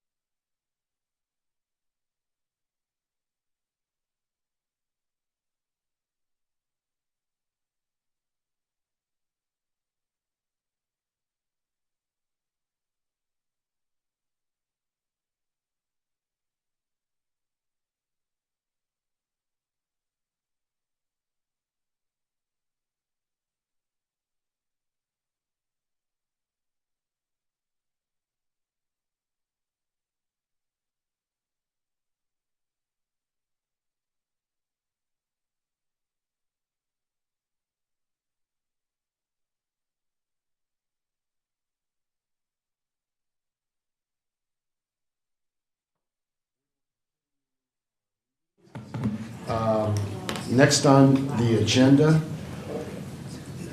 hold on. Next on the agenda is the Human Resource Department.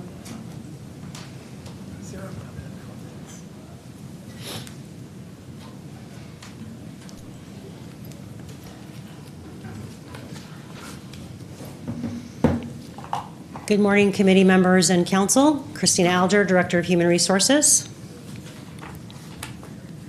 So I'm going to start off with the general fund side of human resources. And so our overview of the Human Resources Department. As you can see on the slide in front of you, this is basically what we do in HR. You'll notice the different colors for different sections, and that is because the dark red are general funded, and the light pink are internal service funds, and we will be going over those a little bit later in the presentation. But for human resources, we do organizational development, which includes professional development, skills training, succession planning. For employee life cycle, those are things like recruitment and selection, classification, compensation, onboarding, offboarding, promotions, transfers, salary management, and performance management. And then we have employee relations, which is labor relations, employee relations, and everything that has to go in that bucket. So the Human Resources Department priority goals for 24-25. So we have several programs that we kind of have in place already, and we're working on continuing the implementation of those. So you'll see a lot of continuances here. But these are our major programs that we're doing out of our Human Resources Department.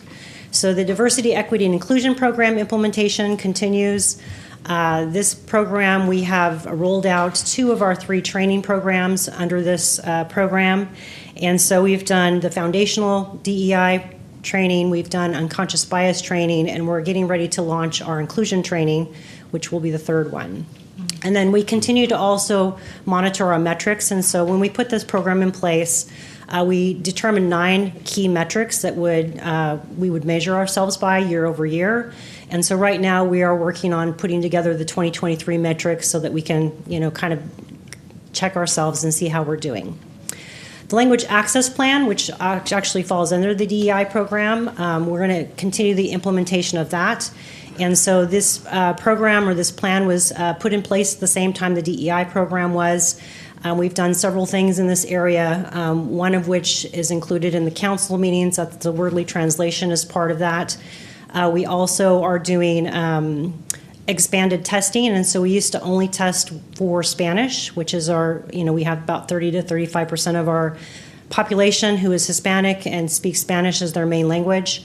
But we've expanded our testing to be able to test for other languages within the community so that we can have a better outreach. Employee communication enhancements, and so these communication enhancements are really around marketing on professional development for the employees, benefits education to ensure that the employees know and understand what benefits they have available to them, and other value-added items for employees.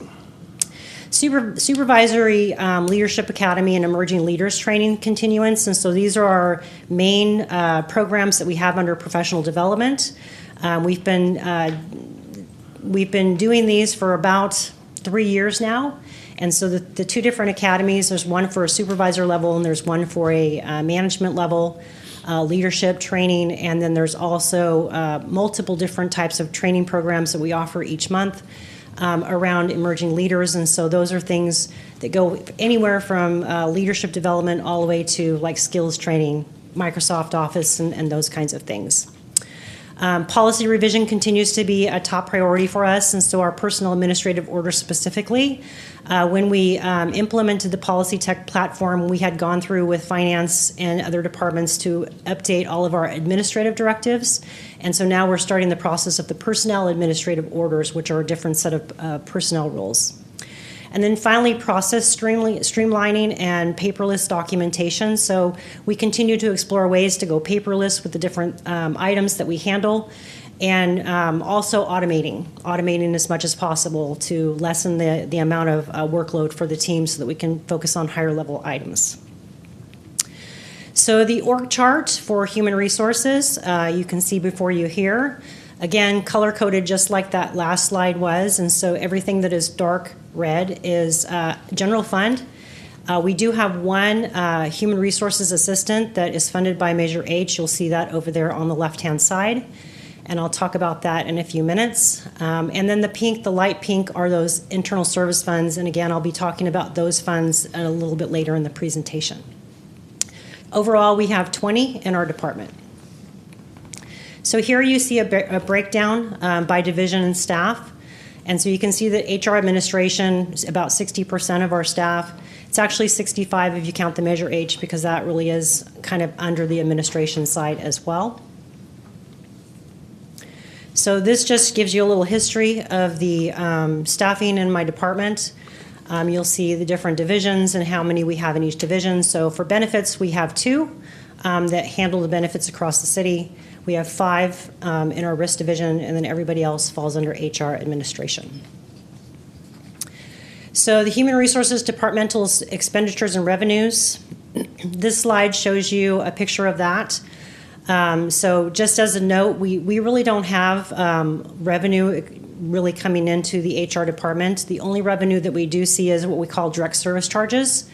So through these direct charge agreements, some of the other departments do pay for some of our services directly, and those are the revenues that you see depicted here on this chart.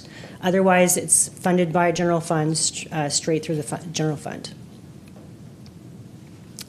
So the impact of Measure H on our department. So as I mentioned, we have one position that we were able to get this last year under Measure H, and it's a human resources assistant.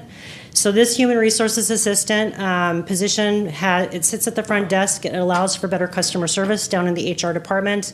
They handle customers that come to the front desk. They also answer the phones.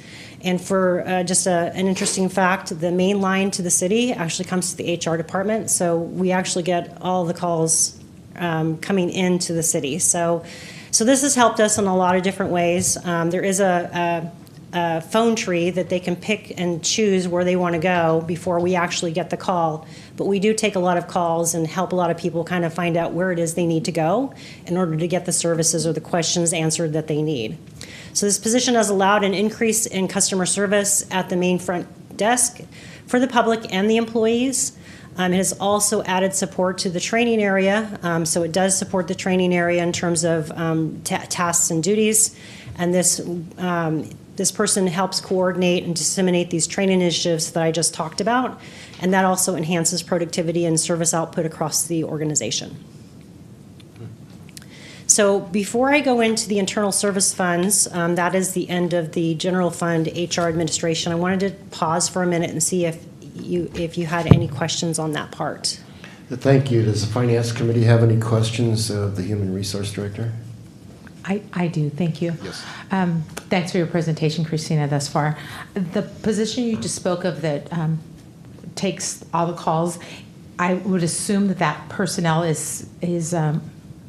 speaks another language other than English, or do they not? That's a great question. So the person that we hired does not, but we do have 2 bilingual in our department, and they assist with bilingual calls. So if the phone is answered by somebody who's not bilingual and Spanish is needed, we have somebody right there to assist. So they say, please hold, and then they get the other person, and then the Correct. conversation. Yeah. Okay. That was it. Any questions of the council? Oh, I do have more. I'm so sorry. Go ahead. So do we maintain a log of the types of questions that come in and the quantity and all that? We do not. That would be a good thing to maintain data on. Mm-hmm. I would imagine the call volume is quite a bit.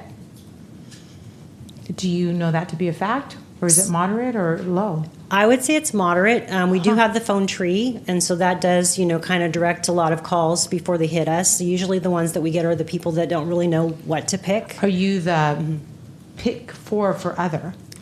It's the operator kind of option. So if you don't, you can go to the main operator, and that's us. Yeah. Okay. I would be interested to know if that's something you choose to implement moving forward, is maintaining data for what types of calls come in and their needs and language needs and service needs and all that. I think that- Absolutely. Okay, thank you. Thank you. Any additional questions of council? Seeing none, proceed with your presentation, and then when you conclude, I'll open it up to the public and ask for further comments from finance committee members and council. Thank you. Thank you. Okay, so the next section I'm going to go through is our internal service funds. So internal service funds, as you are aware, are where we charge out to the other departments. We collect those funds to fund these different programs.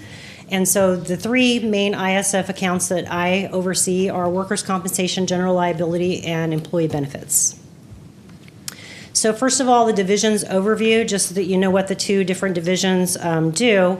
We have risk management. Risk management oversees workers' compensation, general liability, workplace safety, and all of the training across the organization that goes with that. We also cover we oversee insurance coverage, and so all the different types of insurance coverage that we have, from auto insurance to property insurance to excess insurance for general liability. All of those things, we manage all those insurance types through that department. And then also return to work, which actually kind of crisscrosses over both, because we have workers' compensation return to work, and then we also have, personal injury return to work as well, which falls under the employee benefits side. So under employee benefits, things such as health insurance, wellness program, our PERS, so our PERS unfunded liability, which I will touch on later in this presentation as well, deferred compensation, life insurance, and all the other types of benefits that we offer employees are under this particular division. So we're going to go through risk management first. Actually, these are our priorities. So let's do the priorities first, and then we'll go through the financials. So our priorities for these two divisions, workers' compensation, general liability, cost containment, and funding.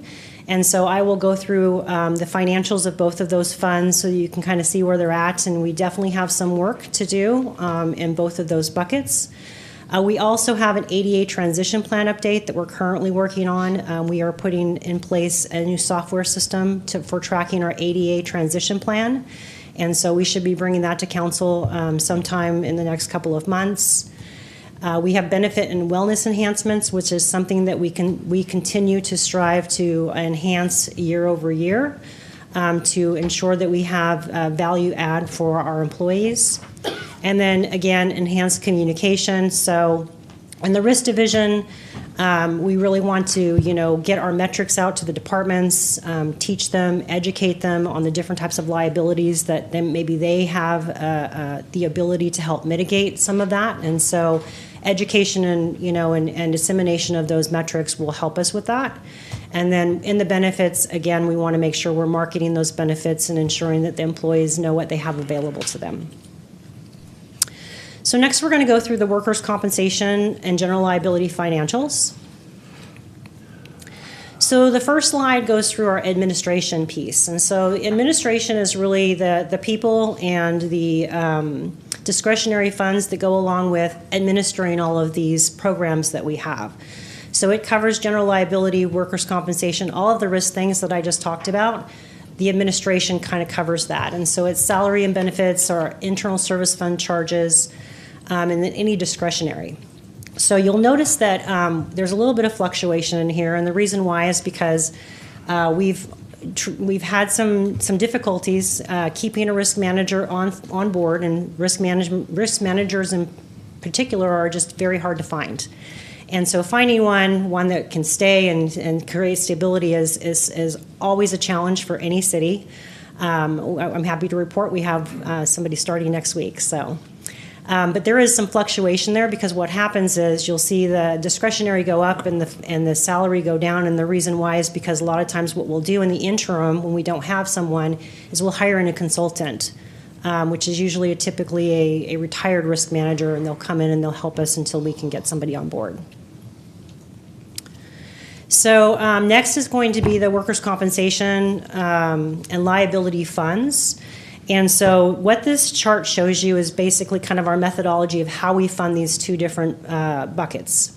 And so the way we fund them is everybody, 1% of payroll. Everybody pays in 1% of payroll no matter what department you're in. All departments pay in 1% of payroll. And then we actually use the other 99 cents is utilization. So actual losses by department, by division. And so what we do is we look back 5 years and we do a 5-year running average. And that's how we determine how we're going to charge out to the departments. And so you can see the top pie is our workers' compensation fund. And so this just gives you an idea of general fund versus non-general fund. And so I would say that, workers' compensation is more heavily used by police and fire due to the nature of their jobs.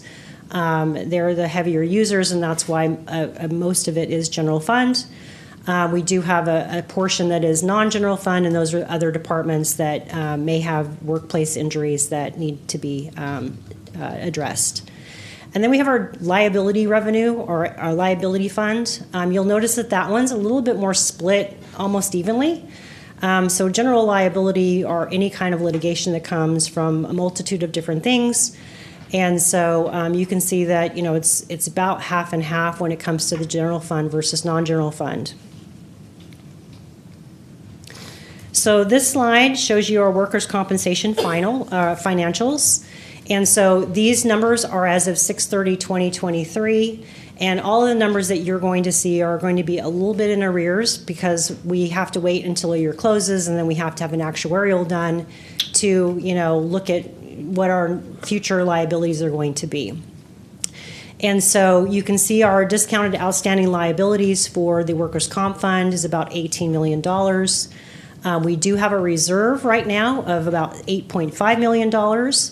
And so this is about 46.6% funded for the long-term liability. Workers' compensation, you don't necessarily see large payments go out in big chunks. It's usually over time.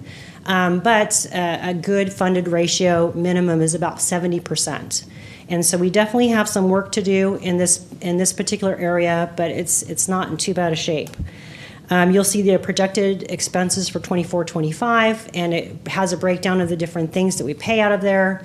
So we have excess insurance. So our workers' comp SIR, which is our insured retention rate, is $750. And so $750,000, that's like our deductible. And then we purchase excess insurance above that number. And so we do pay that. We do have a third-party administrator that helps administer the claims, manages the claims, ensures that, the medicals are being done and all of that kind of thing. And then we have just our claims payments as well. Then you'll see our risk administration fund allocation. So that last slide that I showed you about the administration, what we do is we take half from this fund and half from the general liability fund to fund that administration portion. So this is a projection of the, or a history and projection of the fund. And so you can see year over year our revenues and our expenditures, and then our fund balance. And so our fund balance has been pretty stable. We did take a rate holiday, which means we didn't collect as much as we should have in 2022. That was due to budgetary constraints. And so what that did was we actually had about a little over $10 million in that fund at that time, so that did drop us down a little bit. But we are holding steady now and hope to continue to build that fund up. The next one is our general liability fund, and so financials, just like you saw with the workers' comp. This one is definitely an area that we need to work on refunding. And so you can see our fund assets as of June 30, 2023 of being $504,000. Our discounted liabilities at about $9.7 million. Now, I will take a moment to explain why that reserve number is so low. So we did have the pandemic that hit us, and with the pandemic, when it hit, everything kind of got put on hold in terms of litigation. And so what happened was, as we came out of the pandemic and the courts started moving and litigation started moving, we saw a large influx of settlements and closing cases this last year. And so that's really depleted our reserves. So we're going to be working on building that back up. You can see our 24-25 expenses, the claims payments, excess insurance. And so for this fund, our SIR, Our self-insured retention is $1 million, and then we purchase several layers of excess insurance after that. And so you'll see those fees there. We do employ a third-party administrator to help us administer those claims. And then you can see the administration fund allocation transfer there to help with the administration piece. So this gives you a little bit of history on the general liability fund. You can see in 2022 we were about 2.3 million in reserves. We have dropped down, and we're going to work on building this fund back up. So the next piece is the employee benefits financials. And so we have administration first. So our EBF administration expenses, these are for those two staff that administer the programs. You'll see that it's not a lot of salary because it is only two people. But we do have a large discretionary fund to pay for the different programs that we pay out of this particular program. So we do have a pretty sizable legal fees budget in there for negotiations, because when we negotiate with the unions, we fund that out of that fund. We also have an increase in this fund due to our recognition program that we put in place last year as well.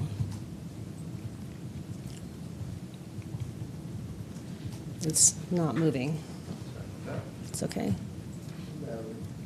There we go. Thank you. So employee benefits fund cost allocation. So this just gives you an idea of how we fund these particular buckets. And so similar to the workers' comp and general liability, there's a methodology as to how we fund these. And so for our administration, which is the very top left-hand box, that's our cost of administration. Basically, we charge out to the employees a flat dollar amount. So we just take the amount of money that we need to cover that particular fund, divided by the number of employees or the number of allocations that we have in the organization, and then we charge that out to the departments to collect those costs to run that particular division.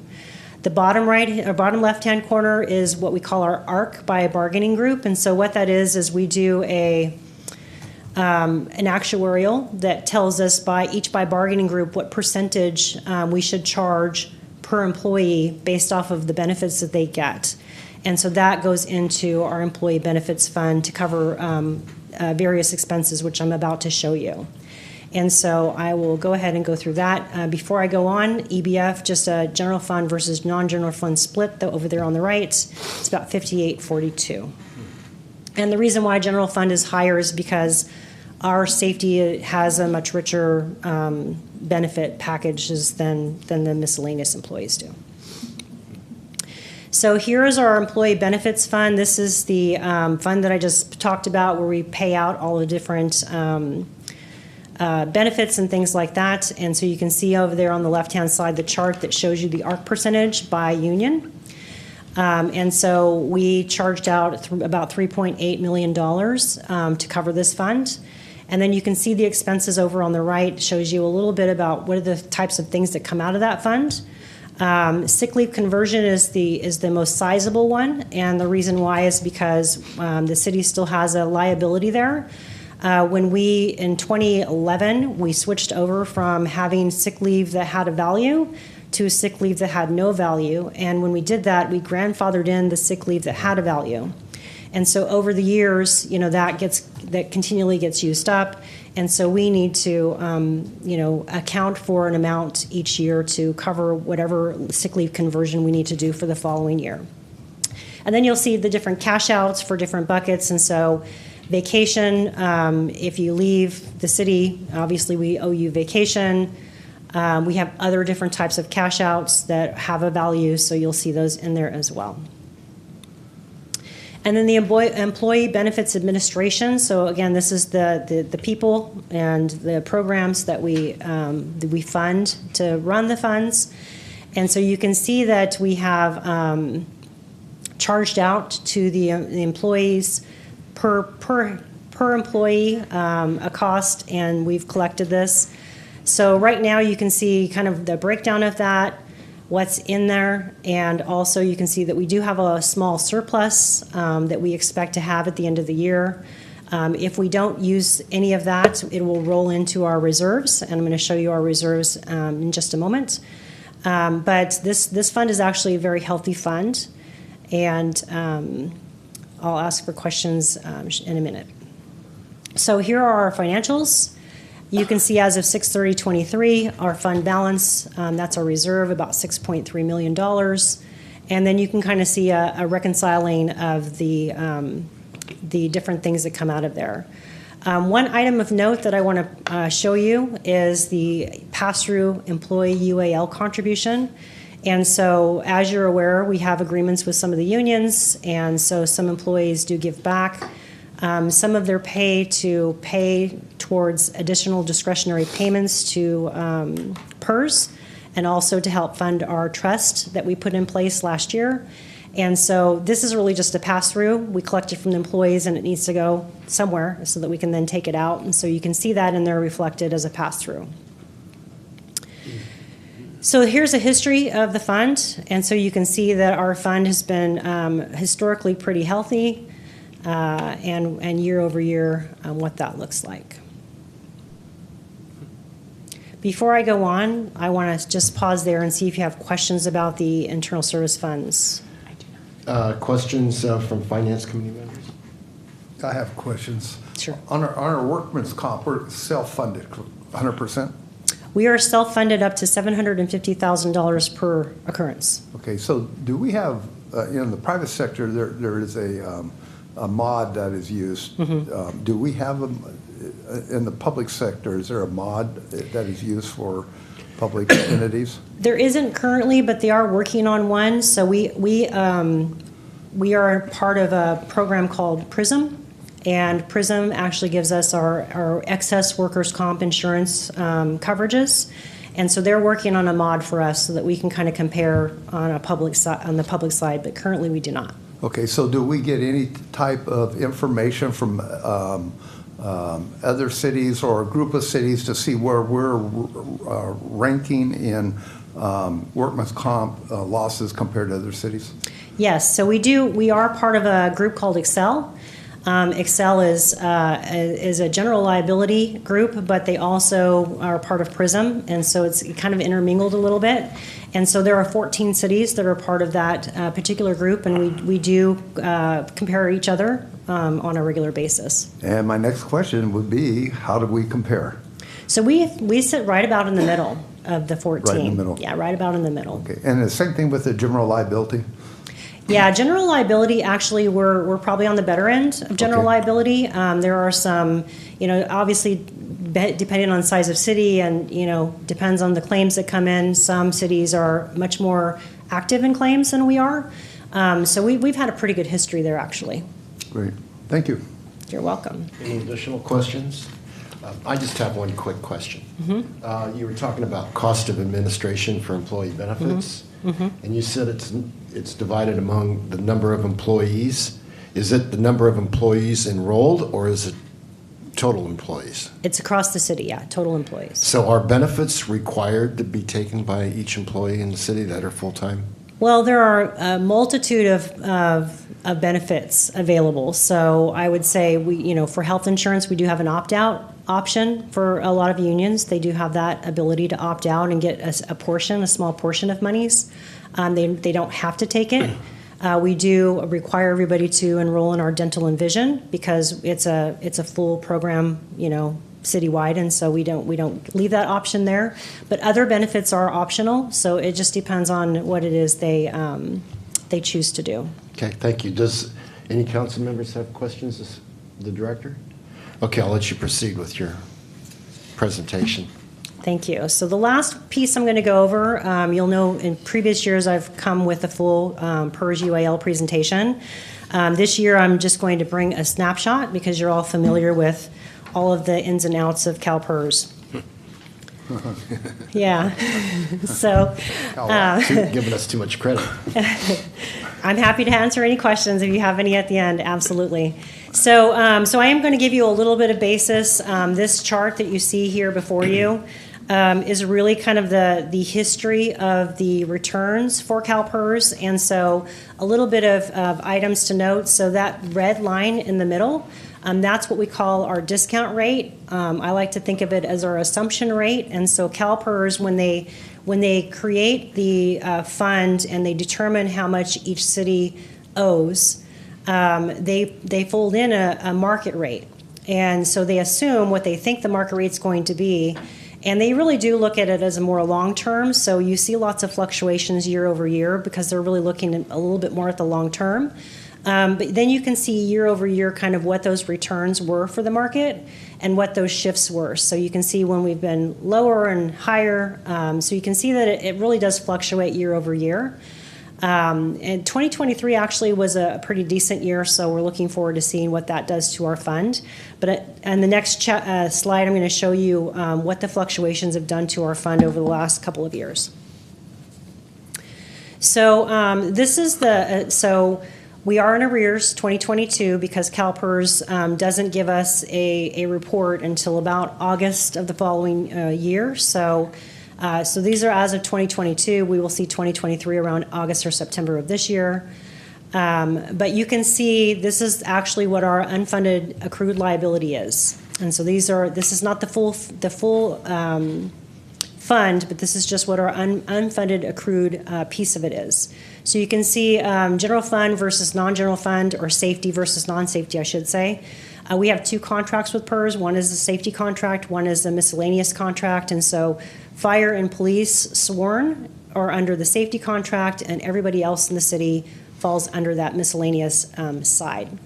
So you can see the differences between the two funds and how much we owe for each one of them. I also have to the left and the right of the chart a little bit of history. And so I like to try to keep a little bit of running history so you can kind of see the differences. So let's take the miscellaneous side first. So that's the one on your right. Currently for this year, we're $171 million of unfunded liability. You can see that the prior year, we were only at 107. And the reason why was because of that huge market shift. And so you can kind of see, you can follow 19, 20, and 21 and just see how much it fluctuates year over year. So that's why it's always a moving target, and it's really hard to kind of pinpoint. Always changing. So this is just a little bit of a snapshot of what we expect our UAL and payments to be going forward. And so this is all our CalPERS payments.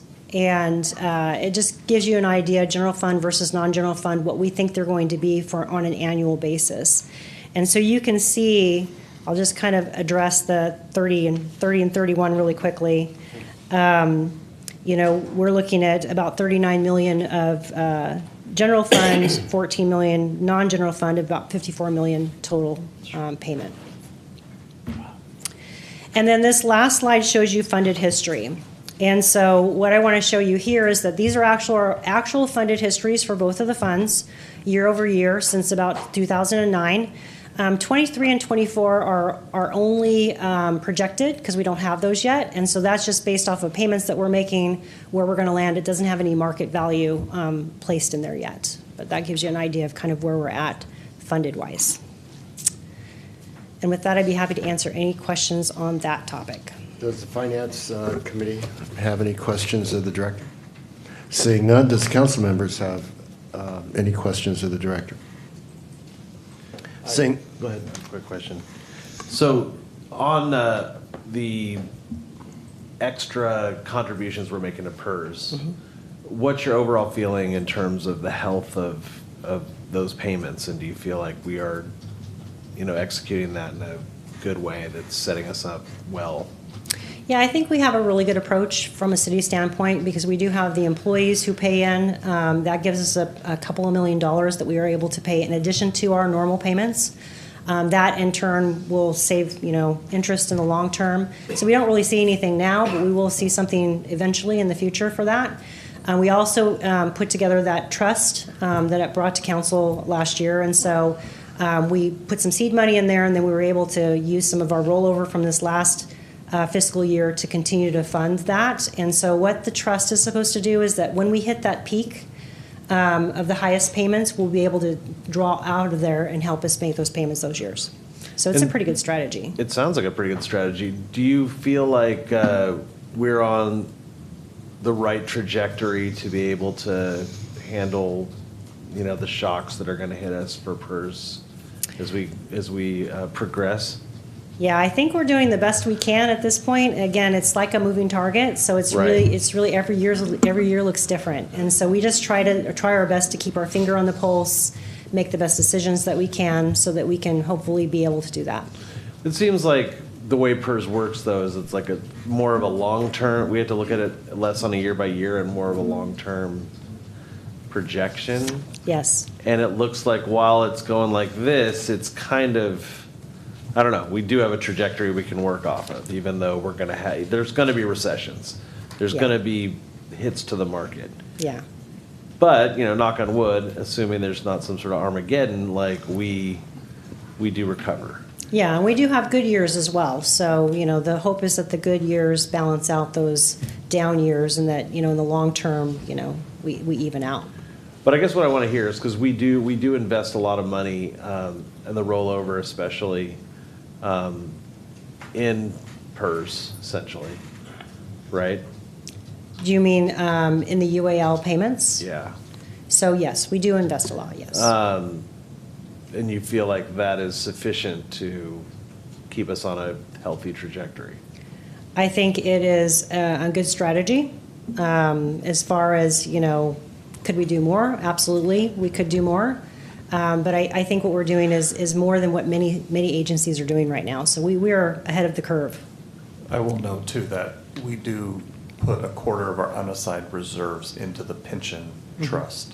So we continue to build that as we can, as well as the additional discretionary payments that we get from the employee group. So I think, as Christina alluded to, I think we do a lot more than many other agencies to prepare for that peak when it comes. Yeah, and I think that's wise. I think there's really two risks, right? There's the risk of doing too little, and then there's the risk of doing too much, because then you're unable to invest in other things, right? So it's that's why I'm asking these questions, because I'm trying to see if we're finding that balance, and it sounds like we are, so I'm good. Thanks. Thank you. Okay. Any other council members? Seeing none, I will now open it up to the public. Would anyone in the public wish to speak on this item? Seeing none, I will close public comments. Any finance committee members have further comments? Seeing none. Council members have further comments? Seeing none, we will now go to the next agenda item, which is Information Technology Department.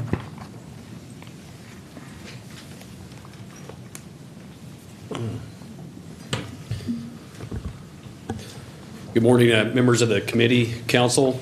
Kevin Harless, interim CIO, presenting the proposed 24-25 budget. The overview of our department, we start with the IT administration. This is the governance, this is the policy.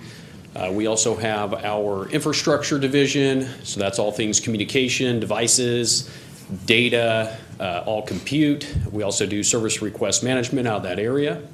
We have our enterprise applications. That's all things citywide as far as finance, HR systems, utility. We also do our Go Modesto, our community relations management system, and our geographical information system. Cybersecurity, another area. We do all intrusion detection. We do education and knowledge. We also do an incident response and our web out of that area. So priorities for fiscal year 24-25. Cybersecurity enhancements, we continue on that path. Education, we do protection of our critical assets, sensitive data. We also do the balance of security and technology, making sure that we offer new innovative solutions, but also keeping them secure. Infrastructure foundational improvements, we continue on the path of extending our communications faster, more reliable, redundant. This is also in support of smart cities, where we can get out the communications so that we can prepare for the future on that. And then also the future technology that we want to bring in is going to have that communication infrastructure to ride on. Digital transition is another area as far as integration of our systems. That's both internal systems that we have today, legacy, and then also our cloud-based systems. And we want to make sure that we integrate those systems together, make sure that we have our data that's consolidated, which is that next item right there, data governance and management. We want to make sure that we take our data, we consolidate our data, categorize our data, and make meaningful decisions from our data. Also, automation is a big piece that we're going to be working towards, continue working towards. Automation and digital transformation from the city. So if we don't have a process, we want to get one in terms of where we automate it digitally, or if we're doing processes via paper, we want to make sure that we digitize those. We also want to maintain our customer satisfaction rate, 90% or better. We want to also ensure that we focus on the community success and that we are solutions oriented and innovative with our technology. Overview of our department, our team of dedicated and creative professionals in the technology area. We have, I mentioned the infrastructure, the enterprise applications, and then also cybersecurity. At the top there is the Chief Information Officer, and that's the IT administration group with the executive assistant. You'll see the Measure H. We did add a Measure H position in the public safety area. I'll talk a little more about that. And then we are also requesting to add another Measure H position in the GIS team that will specifically focus on public safety. A little bit of history as far as going back and as far as the number of employees and the different areas where those employees reside. Again, the same four areas: administration, infrastructure, applications, and cybersecurity. And we are requesting, as I mentioned, a couple positions for this fiscal year 24-25. We'll go into the departmental division and revenues and expenditures. So overall, you can see the previous fiscal years, this fiscal year as far as the revenue and the expenditures that we're proposing. And the IT department, the way we get our revenue is we are a internal services fund, and we apportion our technology costs to the departments based on utilization of technology resources, also the number of people and devices that are within each department. Our special funds, we do have our education government, how we broadcast right now. We also have our PEG funds that's utilized for expenditures on broadcast communication as well for capital. And then we have our infrastructure replacement fund, and those are the big ticket items that are enterprise level. Could be compute, communications, it could be laptops, desktops, devices, etc. All right, infrastructure revenues. This shows the collection of funding and then also the expenditures that we're proposing. That really goes into this division, the number of individuals that we have, and then also the operations that we are going to be under for the next fiscal year as far as the expenditures. Contracts are also somewhat in that as well for the tools that we have. Applications, same thing, number of people, what we have proposed in terms of the expenditures and operations. Contracts are also within that area as well. And just an item of note, we have taken a little more contracts into this area specifically for the enterprise type systems that are used by all departments. So there's an increase there. This is the breakout year to year. And as far as the entire fund, so comparing this fiscal year to the proposed next fiscal year, really the big category is that C category. And the reason for that is, again, the contracts that were under this area. There's increase in cost in those contracts and the addition of the contracts into the technology fund specifically. This is our education expenses, and it's pretty much year to year, pretty much the same. I should note we do split our education broadcast costs. It is to a company, and we split that with the county. We do partner with the county for that service as well. And this is our PEG fund, and you'll see in 22, 23, actually that's the payment that was made. We started a project actually in 21, 22 where we replaced a lot of the equipment, our master control facility, and that's how we get the broadcast on our channels for our government channel and get it out to Comcast, AT&T, and Spectrum. All right, the impact of Measure H. So this fiscal year, we added a principal systems engineer in our public safety area. And what we really wanted to do is have oversight in terms of the technology projects and strategically align and work with Modesto Police Department and Fire. We expect that we're going to have more projects that are going to come through and get completed, but just a couple that have happened in the last couple months. We just onboarded this individual in December, but we've already got the MPD lobby kiosks online for the police reporting for the community. And then also we have our public safety data center and infrastructure improvements. So we've improved the environmental controls and monitoring in that public safety infrastructure area. We are asking for a Measure H adjustment, and that's the addition of a software analyst that'll focus on geographical information systems for public safety. And really this is about updating the assets within the area for fire, detail pages, and I'll actually go to the next slide, but detail pages, high-rise building, really getting that information for our public safety team so that they know exactly what's in those areas before going into those areas. Also, we want to make sure that we keep our data sets up to date and that we've got the most current information for our public safety system. All right, we're also asking for a non-Measure H adjustment, and I'll talk just a little bit about data governance and management. We're asking for a principal software analyst, a database administrator, and really this is to set the foundation and management of our data. So we have a lot of systems, as I mentioned, both internal and external. What we really want to do is we want to capture that information.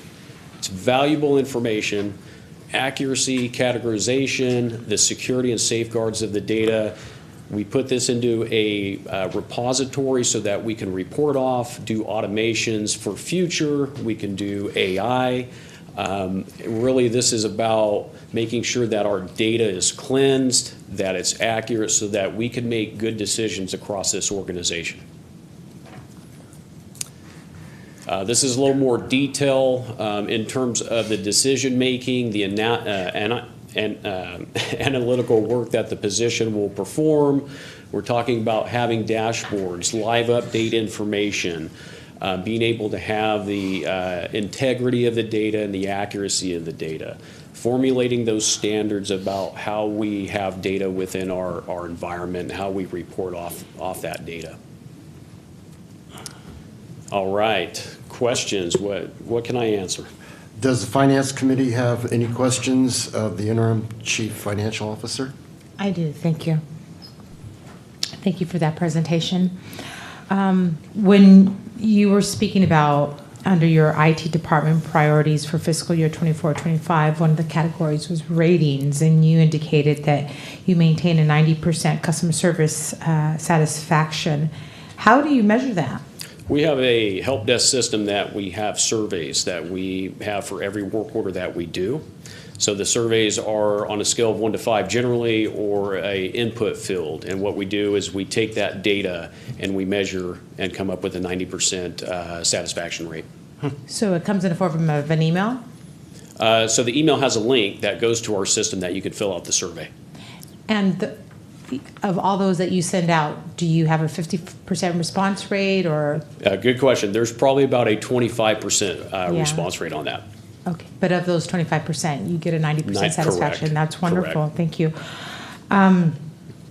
What's the status on the delivery and implementation of the new Go Modesto app? And And do you have any 24-25 funding dedicated to that? And if so, how much? We do, and if we could go into the contracts, I believe it's about $60,000 annually for that new product. We are looking at a target date of April 29th for that new release. We are working with our communications team to get that information out. Yeah, just to elaborate on that, we did use one of our contractors who is developing a marketing plan to help push out the new Go Modesto application too. So we are on track. It's going to be a big move over, but we're prepared for it. That is exciting. All right. No Any more other questions. finance committee members have a question of the interim chief? Yeah, I do. Talking about Modesto Go app, are we going to have a section on there for chat? Right now, there's nothing on there about chat. Yeah, I'll take a look and I'll confirm that. But we do have the insert of a work order request. It will be mobile, it will be web-based as well, but I will figure out the chat piece and Great, get back. thank you. Does the council have any questions of the interim chief information officer? Yeah, in terms of Go Modesto app, what's the difference between the current software and the new rollout? So the current software is into life from the vendor. They're not doing updates to that. The benefits from the new product is that it's a new platform. It gives us better reporting capability. It also gets the additional languages within the product as well. Okay, and then do we have the proper staffing bandwidth to respond to each of those requests? For example, just yesterday, I received 2 calls from constituents in the downtown corridor and then on the west side about Go Modesto app submissions that have been sitting there for over a month. Yeah, I think what we can do is we can run some reports and see the age of each work order request, and we can follow up with the departments to see where those items might be. Do we have an assigned staffers to respond to each of those, or just kind of come as they go? So it's a little bit different than that. So we have to take it, if we go back into the way we used to utilize the system, we had departments that utilized various different work order management systems. And so we have, over the last several years, crossed over to an application called Lucity, which now most of our departments are on, if not all of them. Are all of them there? So like for forestry or parks or streets. So the new application is now going to integrate with Lucity. So what was happening is the Go Modesto request would come in, then somebody at staff would then have to take that request and put it in the work order management system, and it was very inefficient, and sometimes staff would update one and not update the other, and you'd see old, outdated requests. Doesn't mean we didn't do it, just doesn't mean we didn't update the system.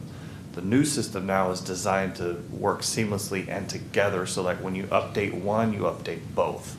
And so we think we're going to gain greater efficiencies and better able to track the way the work order requests are actually coming in.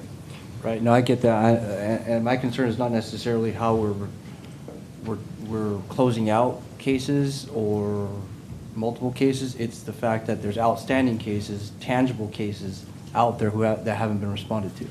And so my concern is that if we're spending an additional $60,000 plus on this new software for this new rollout at the end of April, that we do have the capacity to respond and make good use of that $65,000. Yeah, rather than just having a nice fancy software and without it being useful. Yeah, and then some of the work areas with which most of these requests come in, we have added administrative staff that is helping tracking and That's what I maintain want. that we're doing. Thank you.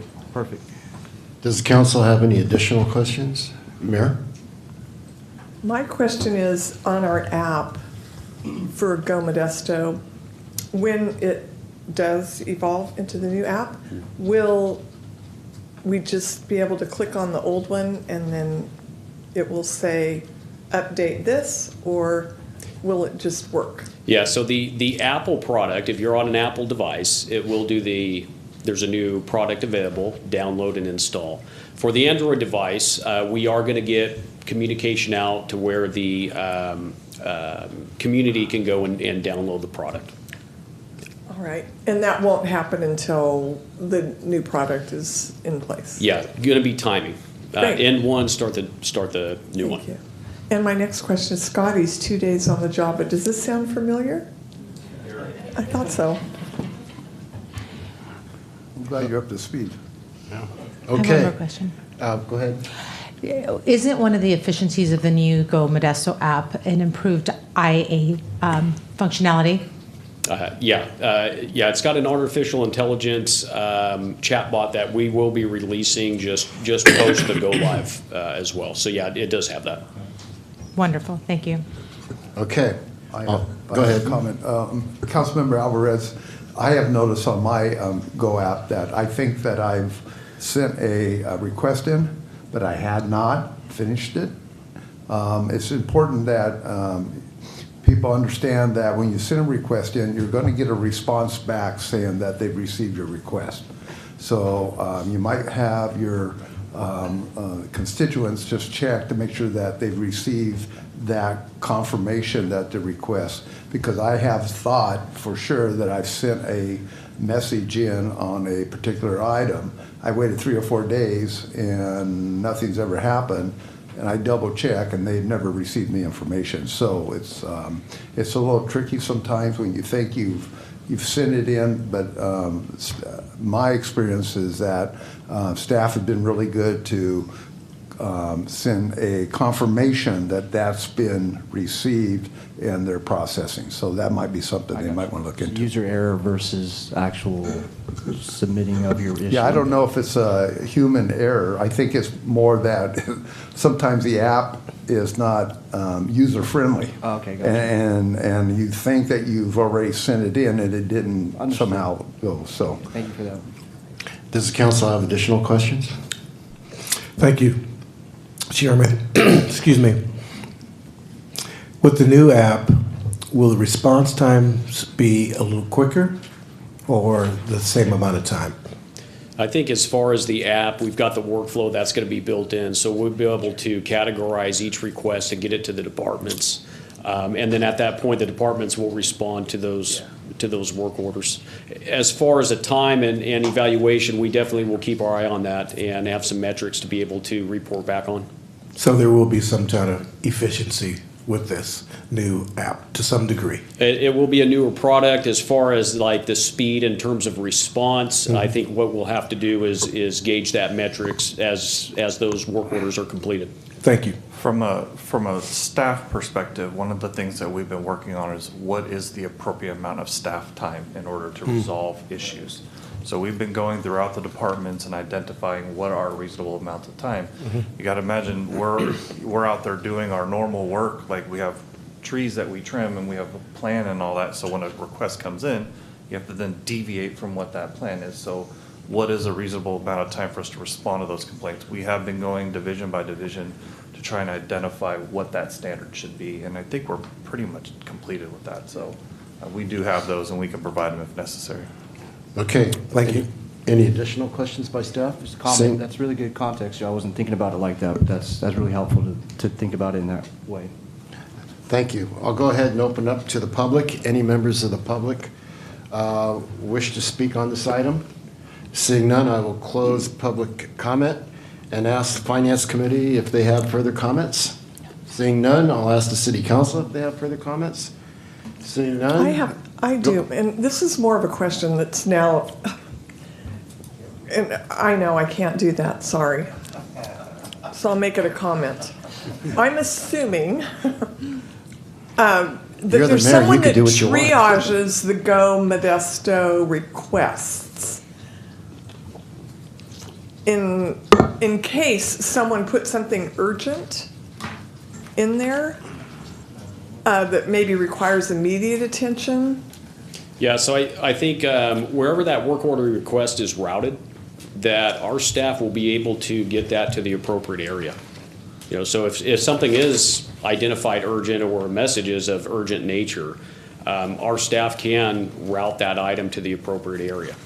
Thank you. Next on the agenda is the Finance Department.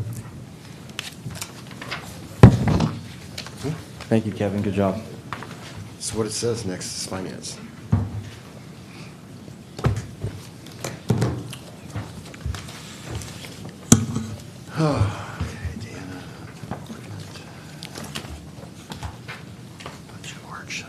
Good morning, Committee Chair Bavaro, Committee members, as well as charter officers and council members. Deanna Christensen, Director of Finance, and I'm here to present the Finance Department budget presentation. So just to give an overview of the department, we are broken up into 4 divisions. Myself and my assistant are in administration. I provide the overall leadership, oversight. I'm help facilitate in coordination with the departments, any opportunities for bond financing as well as refinancing with all the bonds we have. We also go through regular, what's called annual surveillance on all of our bond credit ratings. We're actually going through one right now. So those are all coordinated through myself. Work with my divisions in regards to addressing the ARPA requirements, municipal code updates, as well as any types of agreements that would require my position's oversight. In the accounting division, we provide a lot of the supporting department areas for our city departments, which includes payroll, cash management, debt investments, as well again as ARPA and many other grant funding. We handle majority of all of the grant billing reimbursements, as well as what's been mentioned before about Measure L. Again, that all gets coordinated in conjunction with the accounting division. We also provide oversight for accounts payable, receivable, as well as the annual comprehensive financial report, the external financial audit, as well as many other audits that are coordinated, such as several that are currently underway with our internal auditor. And we handle all of the financial system management associated with all those different areas and compliance. In our purchasing division, we handle all of the bids, proposals, the day-to-day quotes that are solicited by departments, all of the contract review, training that's needed, and oversight, as well as our vendor management and our stores that we have both at our LIT facility and our Jefferson Courtyard. And then in our last area, division, revenue collection and compliance, that's where we have our utility billing, cashiering, business license citation, our business license code compliance. We handle all of the collection related to our cannabis tax permit collection and the required annual audits that are required for all of the cannabis businesses that are permitted, our TOT, transit occupancy tax compliance, as well as our Convention Visitor Bureau and Modesto Tourism District that, again, all go through the collection effort that goes through our team, as well as any of the financial compliance that are required. So our department priorities are kind of just mixed in, obviously, with our main being our compliance that we, again, help facilitate across all city departments. We have probably more than 30 plus policies that not only do we maintain and update, but again, we have staff that, again, we monitor and ensure that departments are complying with those policies and procedures. We actively try to facilitate training, as well as just ensure the assurance that, again, departments are familiar with what is required of them when it comes to their fiscal responsibilities related to our policies. We also, again, actively participate in many of the fiscal award programs that are available through Government Finance Officers Association. We have it for our annual comprehensive financial report for our excellence in financial reporting, in addition to our popular annual financial reporting that we coordinate with our communication team, and then our National Procurement Institute procurement that we started submitting our application about 2 years ago. And again, all these programs, again, just allows an opportunity where, again, these partners that we work with go through to, again, just validate, again, that we're following best practices, as well as, again, ensuring that we're complying with the rules and regulations that are defined under these reporting requirements that we do predominantly on an annual basis. The other area, again, it's been mentioned in many of the department's presentations about improving customer service and addressing the needs of both our internal and external customers. This has been probably between last year as well as what we're looking for in the future of doing a huge uphaul of our current systems. We came before you guys last year in regards to replacing our 20-plus-year-old utility billing system, our point-of-sale system, as well as our accounts receivable. So staff is already in the process of coordinating with the vendor in regards to implementation. And we are also looking at bringing something forward in the near future of updating our public bidding site. That is, again, another one that we've had in place for almost 15 plus years, where again, we can see a huge benefit by changing it to, again, enhance the process in regards to prospective vendors that are trying to, again, solicit bids for goods and services that are needed for the city. The other area that we look at is in regards to cost-saving opportunities and efficiencies, both on the procurement side, again, with bond refinancing that we've done over the last few years. We, again, continue to make every effort to improve our bond ratings.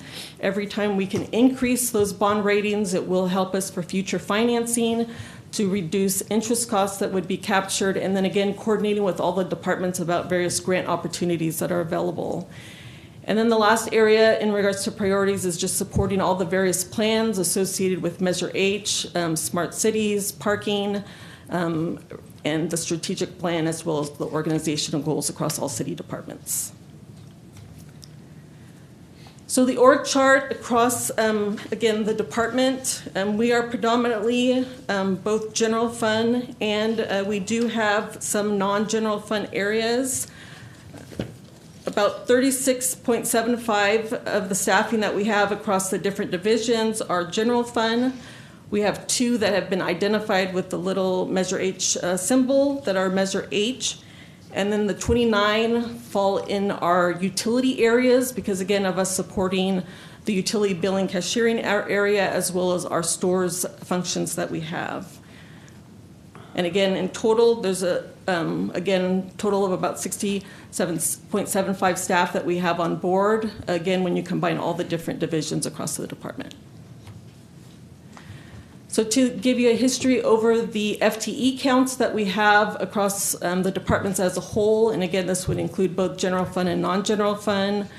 I do want to acknowledge, again, you'll see in our accounting division, there was 2 reductions that happened, both in our accounts payable and our purchasing area, where you see the shift between 18 FTEs to 16 FTEs.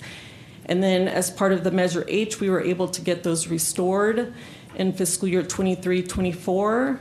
And then when it comes to purchasing, part of the increases that you're seeing there is because of the reestablishing of central stores. So again, we kind of did it in phases. We first focused on the water fund in regards to the volume of parts that, again, we want to ensure are properly tracked in regards to ensuring inventory control, as well as being able to facilitate all of the procurement that is needed. Overall, just at LIT, there's about close to a little over 1,000 parts that are managed and maintained that are valued about a little over $2 million.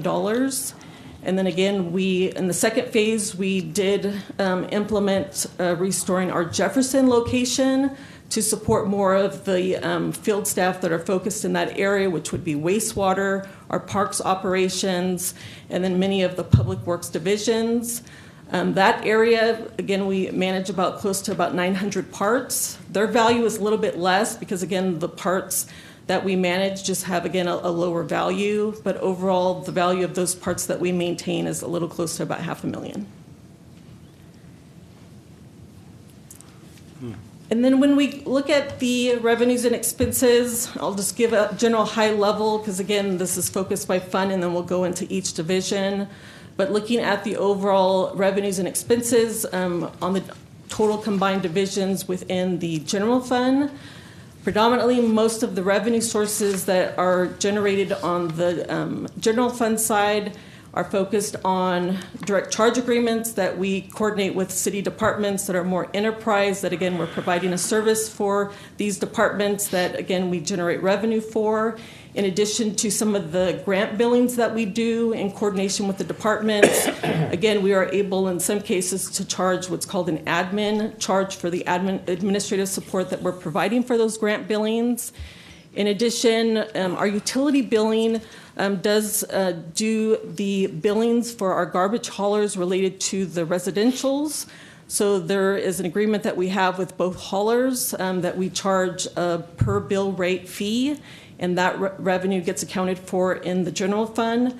as well as a bigger component is our business license area associated with the mill tax that they are collecting to support the general fund. And then again, Measure H, those accounts for the two positions, both in accounts payable and purchasing.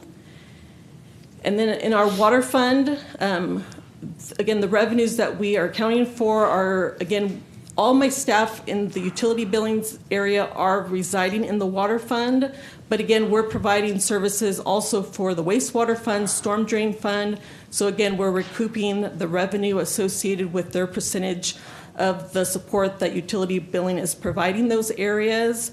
And then with our stores, we are accounting for the revenue based on the billings that we charge the various departments that utilize both of those stores' locations. So again, going by division, and again, I want to just acknowledge that the summary of these do account for both general fund and Measure H. So starting with administration, which again would be myself and my executive assistant. Again, all the increases that you're seeing over that 5-year history are just attributed to the just general increases that have been authorized under the MOU contracts, as well as specifically in our proposed budget, increases that are being captured based on internal service fund charges, specifically in this scenario related to our IT replacement funds. And then in our accounting division, again, just looking at the history of the expenditures, again, want to acknowledge in 23-24, that was the reestablishment of restoring the account clerk that was authorized by Measure H. And then again, there were some significant increases that occurred related to our ISF charges. And then in the proposed budget for 24-25, we are capturing just again the overall increases associated with our contracts, such as the auditing services that gets managed in this division for our external financial audits that are conducted annually, as well as, again, we are looking at streamlining the financial reporting process that's being accounted for in that budget as well. In the revenue collection and compliance, again, this is general fund only, so this would be our business license, parking citation, and as I mentioned, there's a garbage billing component as well as a cashiering component that's associated with the general fund. So again, the increases that you're seeing over the history, again, account for the anticipated increase that we are going to be incurring with the new utility billing system. Again, that will be attributed in 24-25. Again, part of the billings that we issued as part of the contract for the printing services. Again, we are every year anticipating increases for the printing costs as well as the postage costs that are, again, we're all seeing that are increasing every year.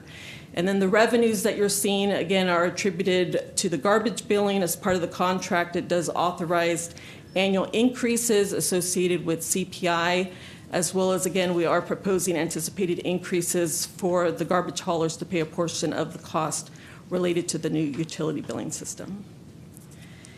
And then in our general fund purchasing division, the increases, again, that you're seeing over the time history, specifically, again, looking at 23-24, is accounting for the Measure H assistant buyer position that was approved.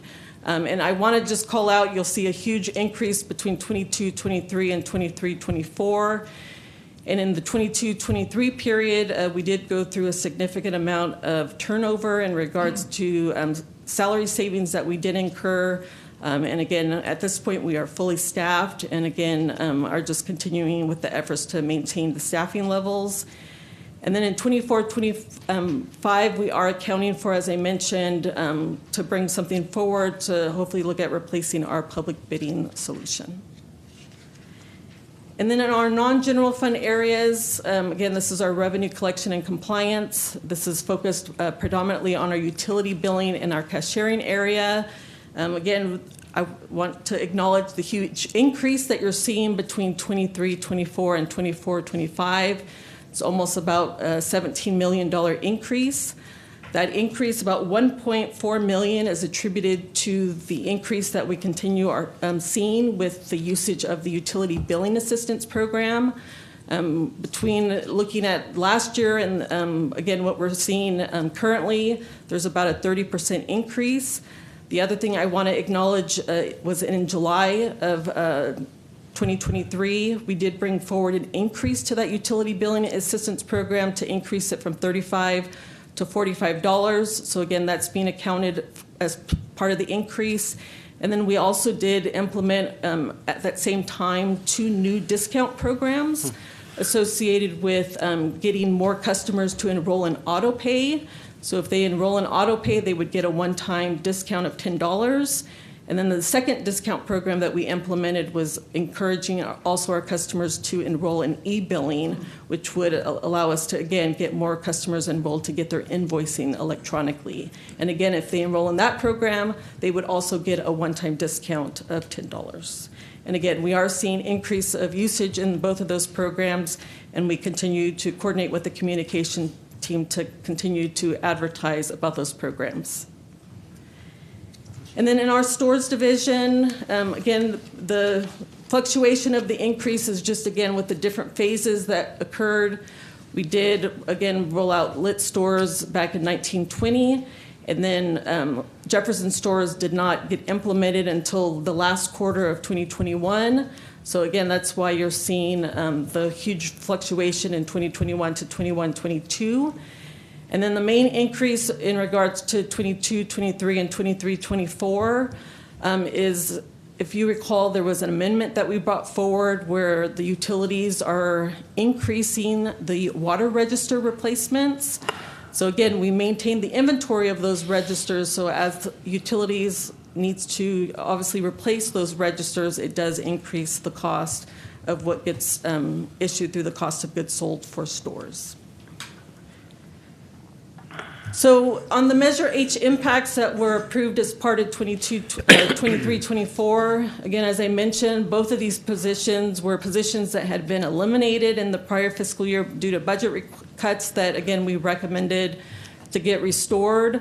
On the account clerk side for our accounting division that specifically supports accounts payable, you know, the main goal and expectation was to ensure, again, we processed invoices timely to ensure the timeliness of paying our vendors, as well as provide more time and effort for staff to be able to monitor vendor statements and ensure, again, that we are identifying invoices that are not being processed and paid, and then coordinating with the departments to get those paid as timely as possible.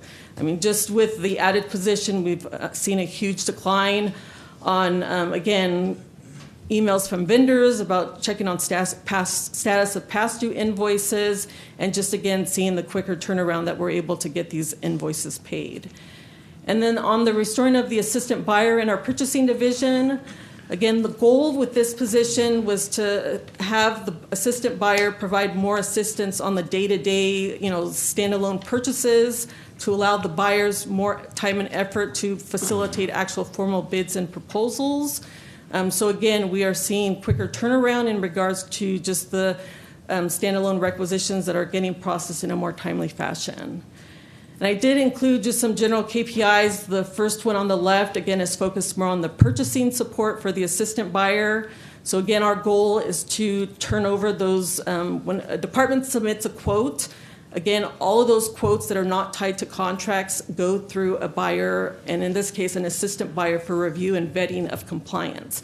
So the goal is to ensure, again, at the minimum, a 24-hour turnaround to, again, ensure that we can get that process, get the department to facilitate what the need is, and then eventually get that vendor paid.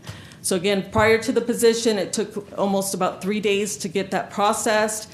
And then again, we are now getting to the 24-hour turnaround that we had, again, emphasized when we requested this position. And then on the right, again, just captures the volume of invoices that are processed by the accounts payable team. Just on a daily basis, they get about 200 to 300 invoices daily for processing. So just adding that position, again, does just increase the volume of invoices that are paid. The challenge you see with the fluctuation is anytime, again, staff takes time off or we have unplanned sick leave, it will, again, have an impact on the number of invoices being processed. But just in general, in regards to adding that position, Again, we have an additional staff member that can at least process anywhere between $2,000 to $3,000 invoices on a monthly basis. So the proposed Measure H adjustments that are being recommended for the department, we are asking for one related to Measure H, and we are asking for an additional account technician in our payroll area that's in the accounting division. Currently, the staffing in the payroll area accounts for a supervisor, that's a financial analyst, a technician, and a clerk. We are having challenges just again with Measure H and just the increase of hiring that's happened over this time period. Just looking from prior to Measure H to now, just the number of payroll review that's having to be done with new hires has almost doubled. When it comes to, again, keep in mind that accounts for turnover that's happening, us again having to hire new staff. And again, it's just a challenge in order to get everything processed, again, within the time frame that they have. Ideally, every other week they're processing payroll. So again, it's those off-week payrolls where staff is trying to, again, do any type of internal preparation to, again, get everything processed for those new hires. In addition to that payroll period week, again, staff are trying to perform as many audits as possible when it comes to any new compensation that's being paid on that pay period, or anytime we roll out any new MOUs that, again, have any type of change in compensation.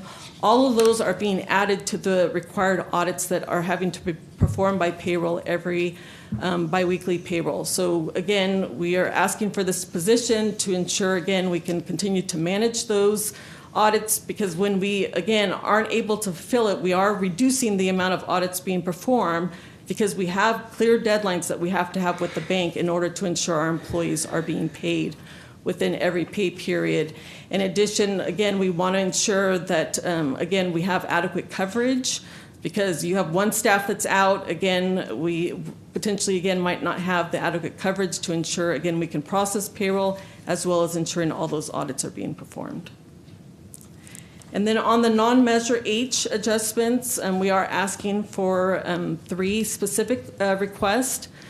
The first one is requesting an additional buyer. As Bill mentioned in his presentation, we are still dealing with the backlog of the fleet replacements and additions that are needed. Currently, in this current year, we did bring on a part-time position. And with any part-time position, we do have challenges with keeping the staff person on board. So we are, again, recommending to add a full-time buyer position to partially support fleet, but the other portion would be to support our utility funds. Both Public Works and Utilities are probably 2 of the larger departments that have the most volume, both of contracts as well as day-to-day purchases. So again, coordinating with Public Works and Utilities, this position, again, would be partially funded through fleet, and as well as partially funded through the utility funds. So again, the value of the position is about $87,000. There is no impact to the general fund because, again, the funding would come from those different enterprise and internal service funds. And then the second area, again, involving positions, we are recommending to add in our revenue collection and compliance area, senior financial analyst, kind of lead supervisor position under the manager, as well as a financial analyst 3. And in addition to that, we are proposing to eliminate one of our account clerks and business license. So in our revenue collection area, there's about a total of 36 employees that includes full-time and part-time. And when you look at revenue compliance, I have 2 managers that reside in that area, one supporting utility billing and parking citation, and the second one covering our business license and our cashiering area. And predominantly, the 36 positions are made up of more clerical technician staff.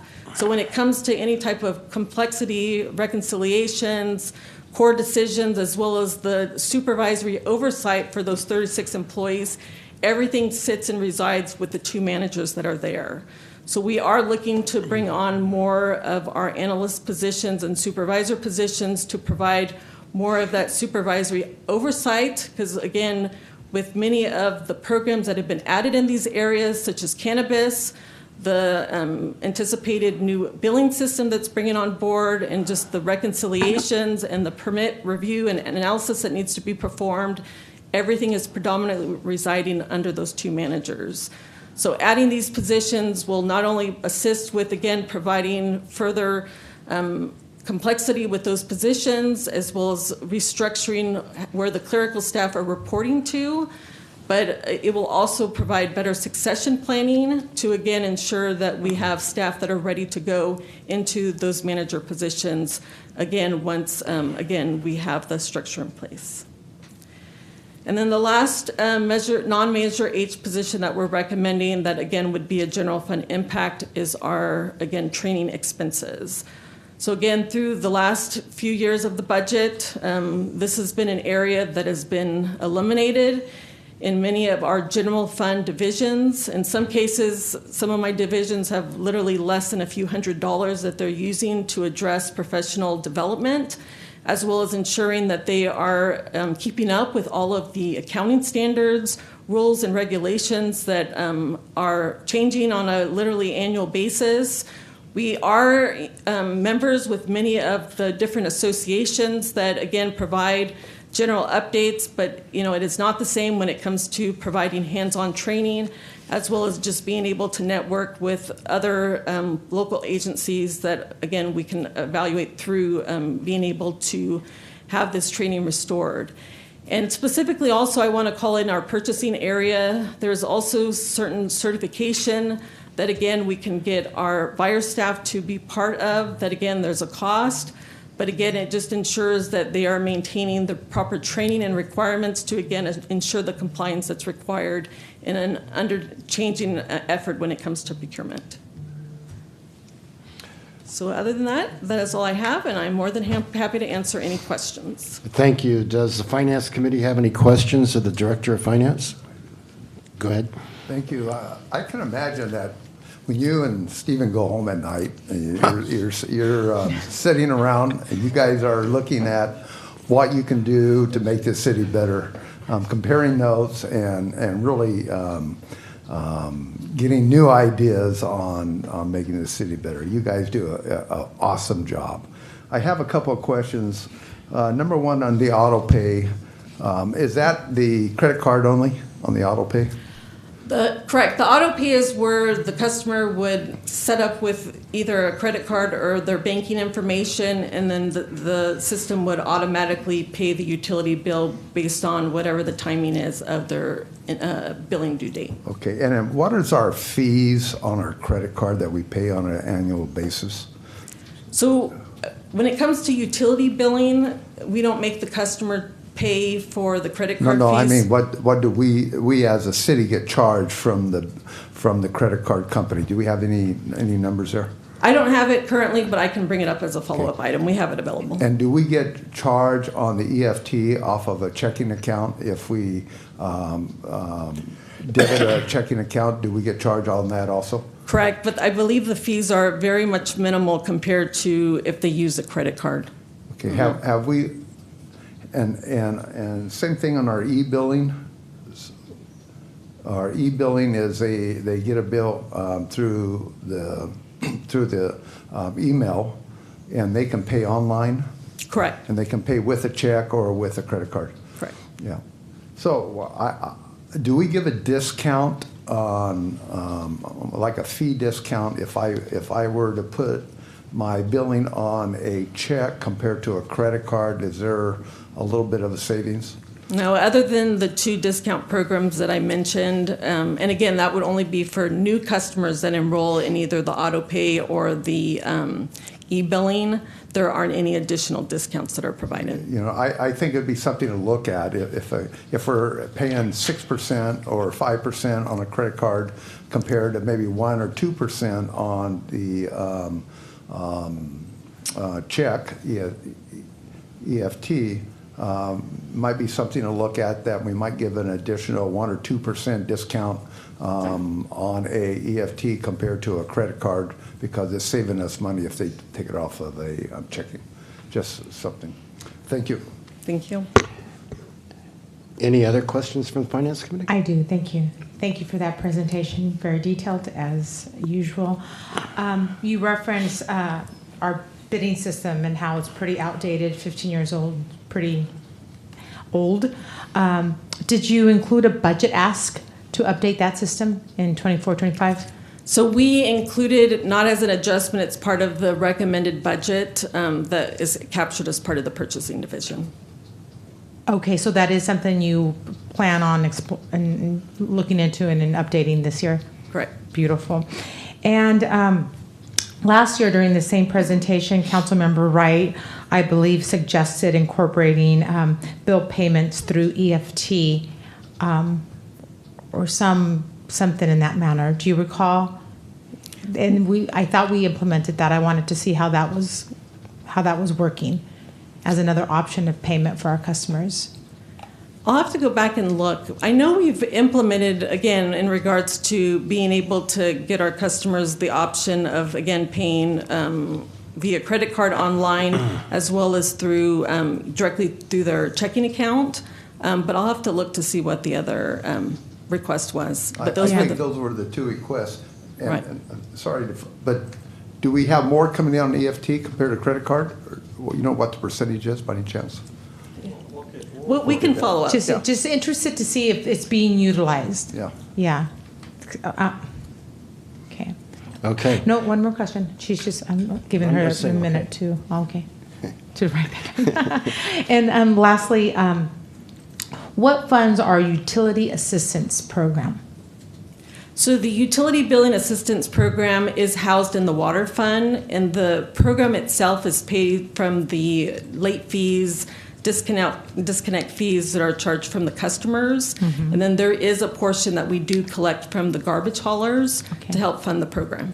So I would imagine then that budget is variable year to year, and whatever it is that year, that's the monies we have to support that program.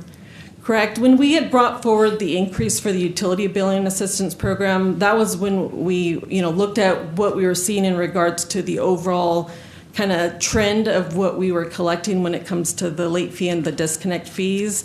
And I mean, looking at the prior years, prior to seeing this huge increase that now we're seeing where our customers are using the utility billing assistance program, I mean, we have several prior years that there's been available funding, but just on average, I think it was a little under about $3 million that we were collecting. So it is, the need is increasing, you're saying? The need of the utility billing assistance program is increasing. Oh, that's interesting. Because we're seeing, like I said, from last year to looking at, from the data through the current month that we have through February, it's increased by about 30% in regards to our customers enrolling into the utility billing assistance program. Wow. And this is post-COVID, so I'm surprised. Well, I guess I shouldn't be surprised. Well, there was a huge campaign, especially when we increased the amount from $35 to $45. There was a huge effort in coordination with my staff and our communication team to do a significant amount of effort through social media. And my team works very actively in regards to just actively participating in different events, just to, again, get as much communication so our customers know about the program. Do we have sufficient funding this year to meet the needs of those applying to be in that program? Correct. And we did anticipate an increase when we, again, brought the item forward to increase. We did anticipate in that projection that there would be an increase in enrollment.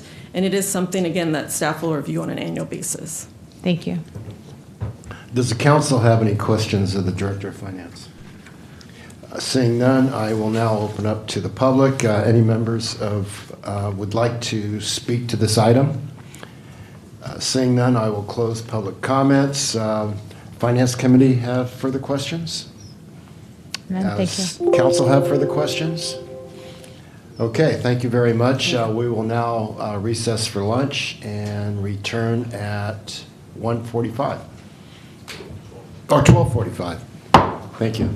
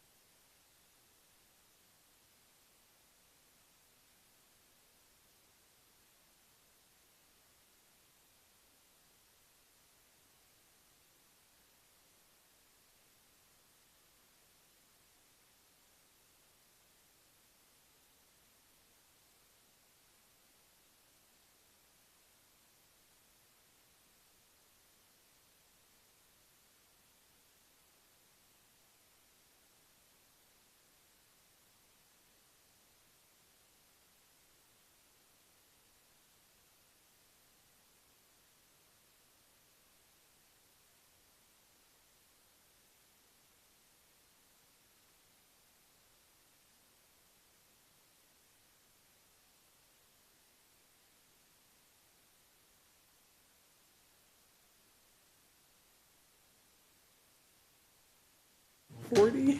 Couple more seconds. I love that.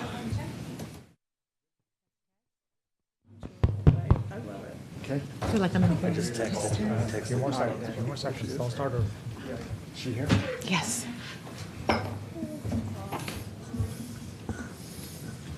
Wait.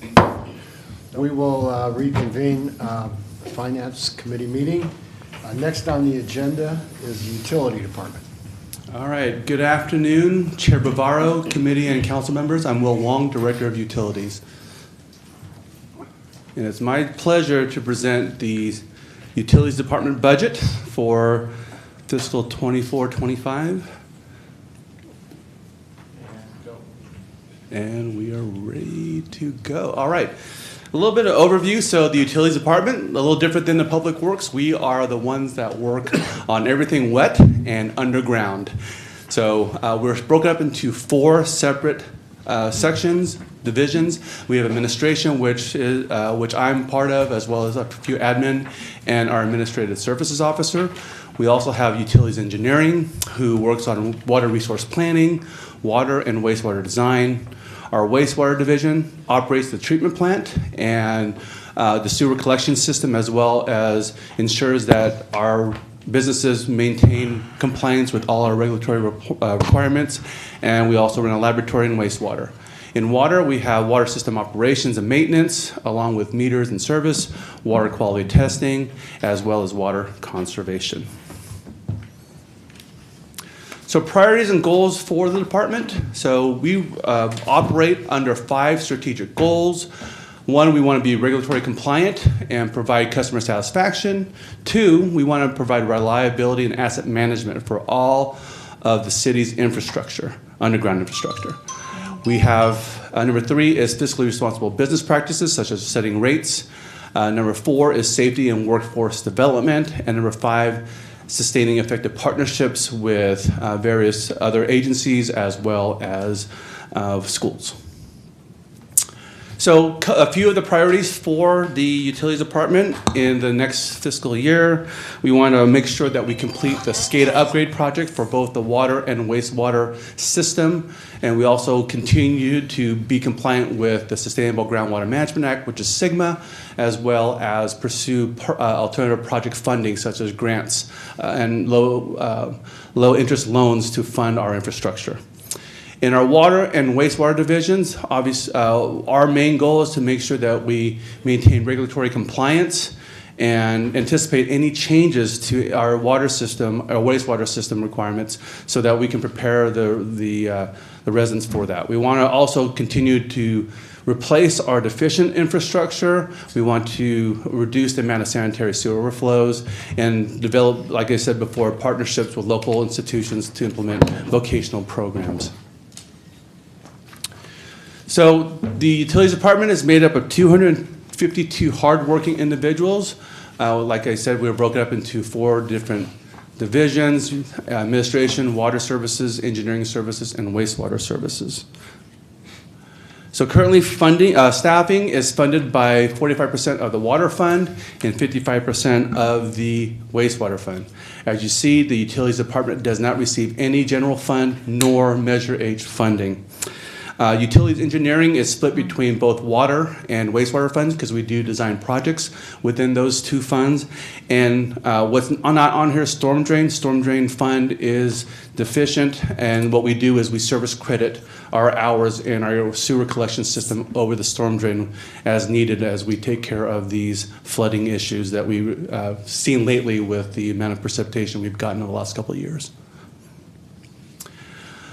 As you've seen, we've gradually decreased our staffing levels over the last few years. The most significant one was last year, between last year and this year, where our construction administration group was moved from utilities engineering into the new engineering services department. So revenues and expenditures. So as Steve had pointed out yesterday, utilities funds are some of the largest funds that the city have that are non-general fund. We do have the water fund. We're anticipating about $87 million, with expenditures about $61 million. Wastewater fund, we're seeing $70 million with current expenditures about $40 million. And unfortunately, with the storm drain fund, we're seeing a deficiency. We anticipate our expenditures will exceed our revenues. And let's do a deeper dive into each of the funds. So under the water fund, you can see that we're doing fairly well.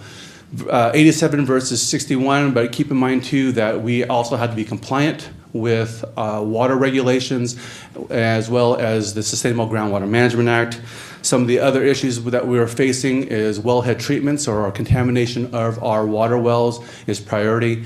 And if the state prevails in their water grab, we'll have to rely more on our groundwater system. So we do have funding set aside to take care of any impending issues that we need to in case we have to be more reliant on groundwater. That also can apply to a drought as well. In the wastewater fund, we're doing fairly well right now. There is a significant difference between the revenues and expenses.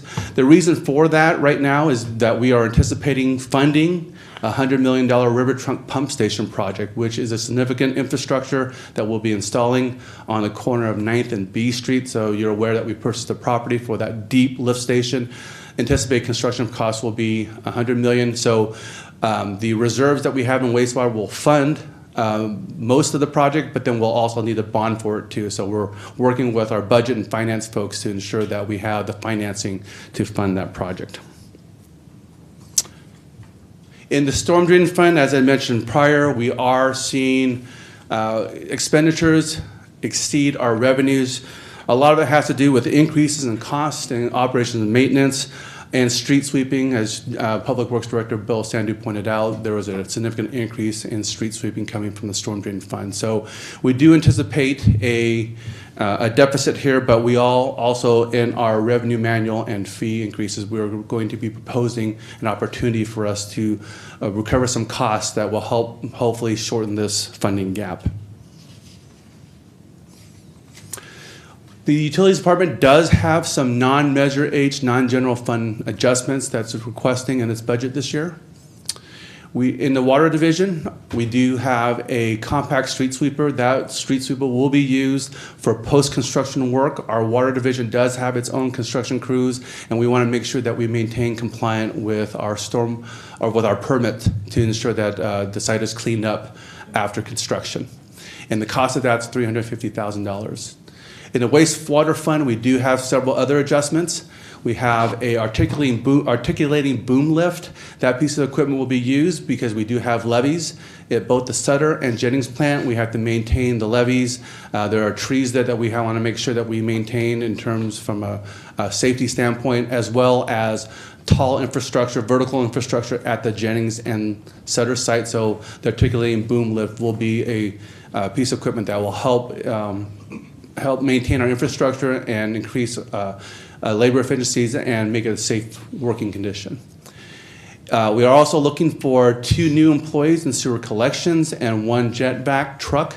Those are the vacuum trucks that you see out there that are going out removing standing water on the ground after storms, but they're also doing preventive maintenance as well too, cleaning our sewer lines as well as cleaning our rock wells and our catch basins during the non-storm season. So as you've seen our folks out there, they are hustling around during a summer event to make sure that our residents are safe and removing water from the street. So we're looking at almost $1 million in expenditures for those for the piece of equipment, which is a one-time cost, and then we're asking for 2 new employees. In our lab, the state lab accreditation has required the city to do independent audits of its testing, so we're asking for a quality control officer in our laboratory at a cost of about $140,000 a year. We're looking in our environmental compliance section, also 3 new employees, 2 compliance technicians these are the lower level, entry level positions that will be assisting our environmental compliance folks in reading meters, doing public outreach, help with the inspectors with the inspection and monitoring enforcement to meet all state standards. And then we're asking for 1 environmental compliance inspector. This inspector is definitely needed to ensure that we are maintaining our permit requirements as well as being more proactive in our inspection programs. And the total cost of the wastewater fund is about $1.67 million. And with that, I'd be happy to answer any questions. Does Finance Committee have any questions of the Director? David?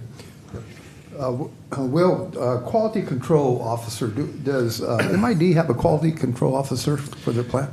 I believe they do in their laboratory for their drinking water, but this is for our wastewater folks. So we have separate testing requirements that are needed that are different than the MID lab. Okay, on our wastewater treatment plant, we have a loan on that plant, do we?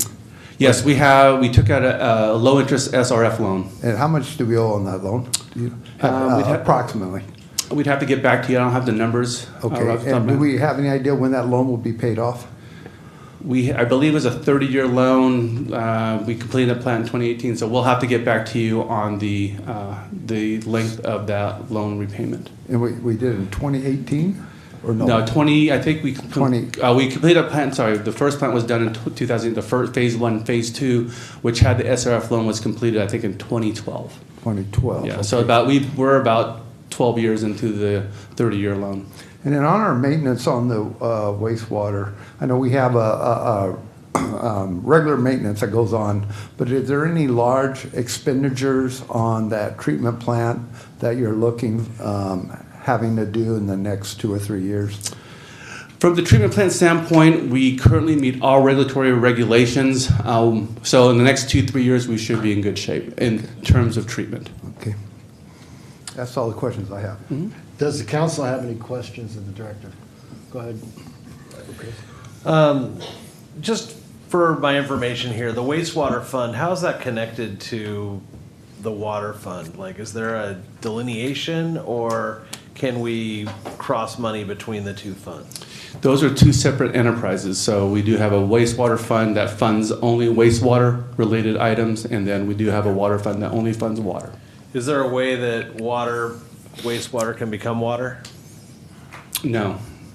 So even if the wastewater, like with the state water grab, we're, I think, in a better position than a lot of authorities because of our recycled water program that we've got. The water grab is a little different than the recycled water. What we're more concerned about is the indoor water use legislation, SB 606 and SB 1668. Those are reducing the indoor water requirements, would affect our recycled water. But one of the things that we need to weed out with the state is, do we get credit for recycling water? So that's something that we're looking at. But that's separate then from the water grab. So I'm just trying to find solutions here. So when you've got your wastewater and we're recycling that right now, we sell some of it to Del Puerto. So all of it. We sell most of it, yeah, 75% of it. Yeah, but we've got some left over. But we also, when in the wastewater, that also includes, isn't there some connection to stormwater also there? Stormwater is a separate enterprise. So but we do receive stormwater in our wastewater plant. Right. So, but we don't collect all the stormwater and put it in our plant, right? There's only a small percentage? Small percentage. City of Modesto is covered by 75% of the city is covered by rock wells. So those rock wells are, if you will, straws in the ground that collect stormwater from the streets and puts it back in the ground. Right. So is there a way that we could take more stormwater and put it into the wastewater plant? We are looking at opportunities to increase the amount of wastewater production for recycled water, as well as meeting our own needs for our ranch. We're exploring those options right now. They're very preliminary, but staff is working on opportunities for us to increase water supplies. Is there a way to expand the wastewater plant to recycle water so that we could basically return that to the city of Modesto? There are other systems doing that already. Yeah. That's why I bring it up. Yeah, it's a very good question. The complicating issue for the city of Modesto is that our Sutter plant is here located in town, and our Jennings plant is 7 miles from the city, near the city of Patterson. The issue is the fact that we have 7 miles of pipeline to pump back, and then not only that, then we'd have to construct internal infrastructure to receive that recycled water. So we're looking at 15 million gallons a day that we send down to Del Porto Water District. If we were to treat that and send it back, it would probably be, hundreds of millions of dollars just to bring that water back to us. Right, but it could be hundreds of millions also if we don't have it, right? In terms of? If the state takes 40% of our water. Well, if they take 40% of the water, then we need to look at other water supply opportunities that are more cost effective and local. Right. Okay, so you're saying that's maybe not doable. It's difficult, and also that we do have an agreement with Del Porto Water District to sell them for 40 years. Right. Well, we wouldn't want to mess with that, but yeah. Okay.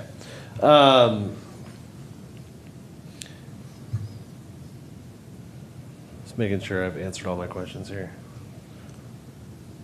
So I guess the final question I have is on the stormwater, because now this is a third fund, but it also relates to wastewater. So you're studying a plan to recycle more wastewater, and that's an option?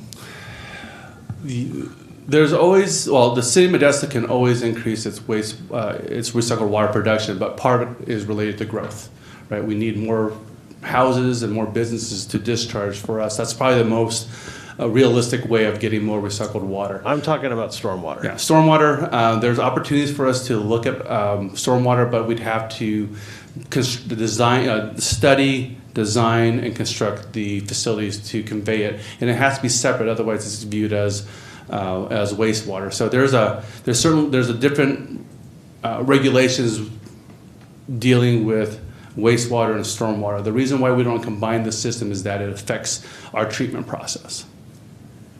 Right. It just seems like there's a lot of water there that we could be working with, and water is life around here. Right.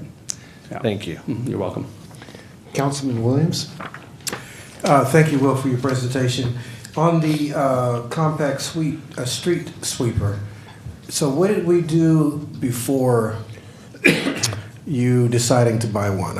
Did we use another one and then paid them to, the other departments? If there's opportunities, we would do that, but more often than not, is the staff out there with brooms and the hand motions. Yeah.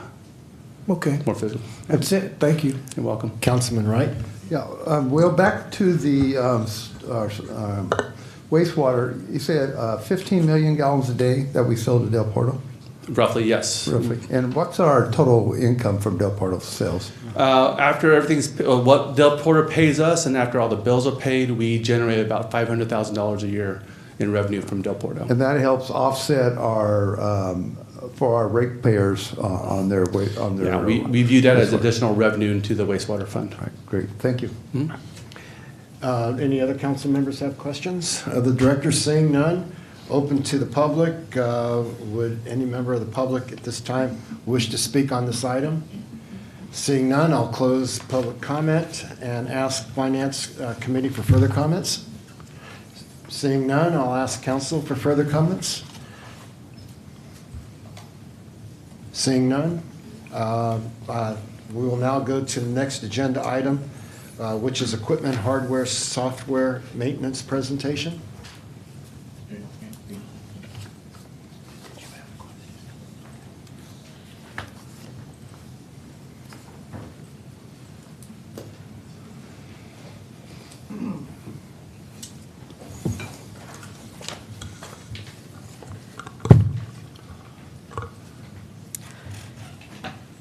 Good afternoon, Deanna Christensen, Director of Finance, and we're here to give a report in coordination with Kevin Hartless, the Interim Chief Information Officer, on our annual equipment software maintenance agreements that would be incorporated as part of the department's budget for 24-25. So I will be discussing the equipment maintenance, and then Kevin will go through the software and hardware maintenance agreements. So just to give some background, various city departments purchase all types of different equipment that require annual maintenance support service that we usually will pay in coordination with the purchase of the equipment. The maintenance would cover regular routine, technical support, or any type of on-site assistance that would be needed to both service the equipment as well as when it breaks, they would be able to come on site to provide the services needed to make it operational again. So a few years back, between finance and IT, we worked with all city departments to ensure that we maintain a comprehensive list of all of these maintenance agreements. To one, just again ensure that we are managing and monitoring the different types of maintenance agreements that are needed across city departments, as well as again look at opportunities to try to consolidate as much as possible. But again, the purpose of this item is to capture the maintenance agreements that we anticipate that we're going to pay going into the next fiscal year. These maintenance agreements most of the time are paid on an annual basis, which again, why it's brought forward as part of the budget process. So just to give a few examples of some of the equipment that are included as part of this maintenance side. So we have a lot of heavy duty copier machines that are used across almost every city department. All of the various camera systems that we have that is usually, again, coordinated between Public Works and PD. All of those types of equipment require this service maintenance. In addition to variety types of fire equipment, barcoding that's utilized both at our mail services or could be, again, utilized by stores or various parking machines. And again, just a variety listing, again, of more of our heavy duty type of equipment. So I'm not going to go through line by line. We just wanted, again, outline by vendor what we paid in maintenance costs in the current budget for 23-24 and what's being proposed as part of the maintenance costs for the next fiscal year, and just capturing the cost increases that are being proposed. In most cases, again, as part of what's being recommended, we are capturing a 10% increase. Just because, again, sometimes we are unable to get the exact amount in the maintenance agreement until we get the annual invoice. And keep in mind, the maintenance is paid throughout the fiscal year, so it's not on a nice, clean fiscal year basis. But again, the goal would be that it would be up to that amount. There are some equipment maintenance that are listed that, again, the equipment is no longer in service, which is why you're no longer seeing the maintenance being proposed as part of the next year's budget. So again, it's just a variety of different types of maintenance agreements based on the different types of examples of equipment that I mentioned. And then overall, and I want to also acknowledge that the way these maintenance agreements are grouped is based on whether it's under 100,000 or over 100,000. And again, that's based on the municipal code changes that were recently approved in November that captures the maintenance agreements or just any contractual agreements that are authorized under the city manager, where we increase that limit to 100,000, and anything over 100,000 would bring forward by council. But again, we're still including a comprehensive list. So based on that limit change on the equipment side, all the maintenance that's being proposed are all under 100,000. There are no maintenance for the equipment that is over the 100,000. And real quick, again, you'll see that there is an actual decline of the maintenance cost for the equipment by about $42,000. And I will turn it over to Kevin. Deanna, thank you. Good afternoon, Kevin Harless, Interim Chief Information Officer. I'll go through the software maintenance for the fiscal year 24-25. This is for our maintenance agreements on our systems that we either have in-house or in the cloud. And then we'll go through some of the key points here. So a lot of it is software that we consolidate and have the staff utilize as much as practical in terms of the enterprise product. The agreements are managed and paid through several city funds. We also work with departments to ensure that we've got a comprehensive portfolio and list of our applications.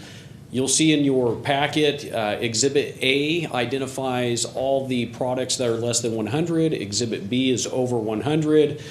And then we also put in an Exhibit C, it's a summary. And then all the costs are included as part of this budget request.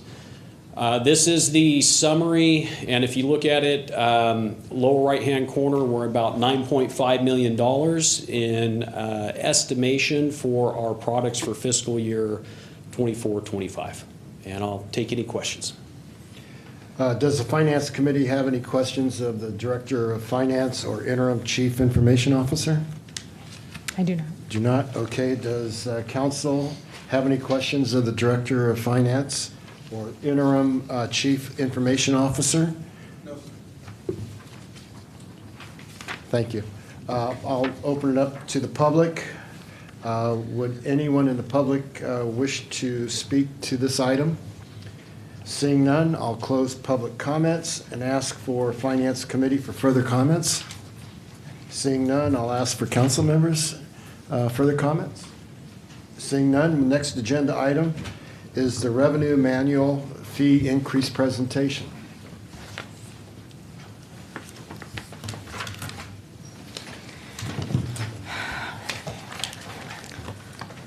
Hello again.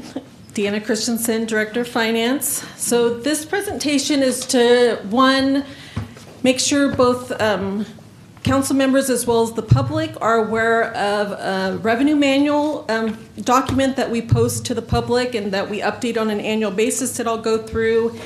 And then we have several department directors that will come forward to bring forward potential fee increases as well as new fees within their department that will be recommended. So I want to say back when we actually had Moss Adams as our previous contracted auditors, they actually had brought forward an audit plan that helped establish what's called a revenue manual. And what the revenue manual does is it captures all of the different revenues that are collected across all city department, whether that's general fund, our special revenue funds, enterprise funds, and it literally goes through and lists the revenue type, what legislative municipal code authorized that revenue establishment. It also incorporates a 5-year history of the revenue that's collected, as well as a chart to, again, outline whether it's increased and decreased. And there's also an explanation that outlines what's triggered. Ooh, what did I do? It's me. Hold on. But also the information shows, it also explains what the variance is as to what's triggered any increase or decreases of each type of revenue that's listed in this document. Measure H was something that we added as part of the updates that we did, and usually we correspond the updates in the time frame that we are finalizing the financials.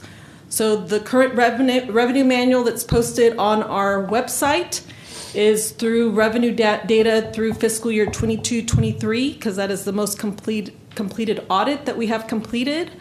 It is posted on the Finance Department's public website under Budget and Financial Reports, and there's a link that directs you to that revenue manual document.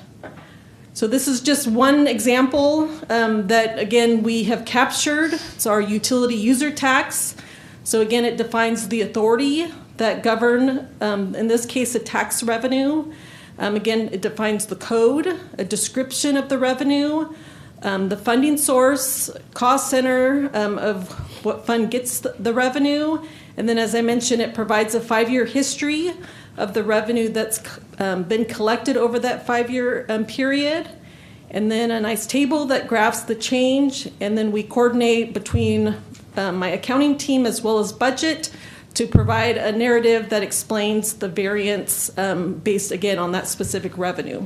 So again, this document is available on our website, and again, we update it as part of the budget process that's available to the public. And with that said, I will go ahead and start the presentation portion for the departments, and we'll start with CED.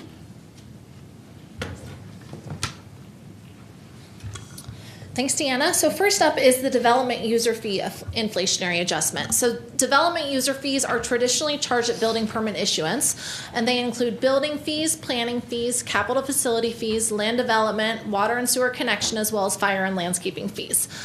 And based on a resolution from 2011, we can make annual adjustments based on the construction cost index from the San Francisco Bay Area Engineering News Record.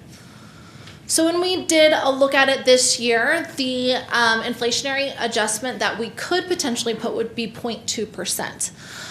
What staff recommendation is due to the immateriality of this change, we recommend keeping the current fee structure, and then over the next fiscal year, we will initiate the Comprehensive Fees Task Force to review all development fees in the city.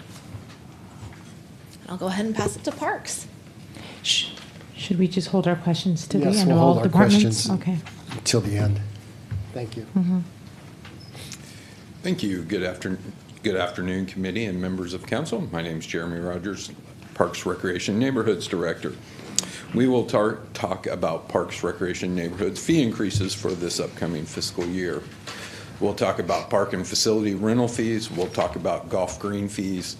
Historical property fees, we're going to do a fee study this fiscal year to determine what those fees need to be. So we won't go too deep into that today. All right, park and facility rental fees. This was approved per resolution this past year. Park and rental fees are increasing by 2.4%. And this will take effect July 1st. There's some, I won't go through those examples, but you can see some examples of how our fees will increase this next fiscal year. Golf green fees. This was already approved by City Council. These fees will take effect July 1st. It'll be $2 per round increase in year one, and after that, an annual increase of $1 per round each year for the next 2 years. The first increase, this is the first increase since July of 2022. That's very important to note that we need to stay competitive with the other golf courses in the area. Okay, here's our fee schedule for Dryden as well as Creekside. I won't go through that, but you can see how it will increase our revenue for those two golf courses.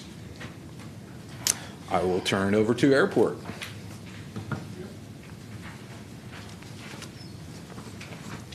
Good afternoon, Bill Sandu, Public Works Director. For Airport, as we discussed this morning, it's an enterprise fund.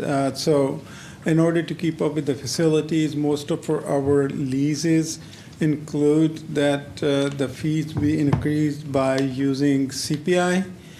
In this case, it's a December 2023 CPI used to adjust the fees, which was about 3.6%. So the fiscal impact with this fee increase to airport fund is about $24,770 annually. Next one is solid waste. Also, for compost facility, in order to keep up with the increasing costs and infrastructure, and council authorized CPI increase. So February 2024 CPI was 3.2%, and that's what those fees are being adjusted. The next one is utilities.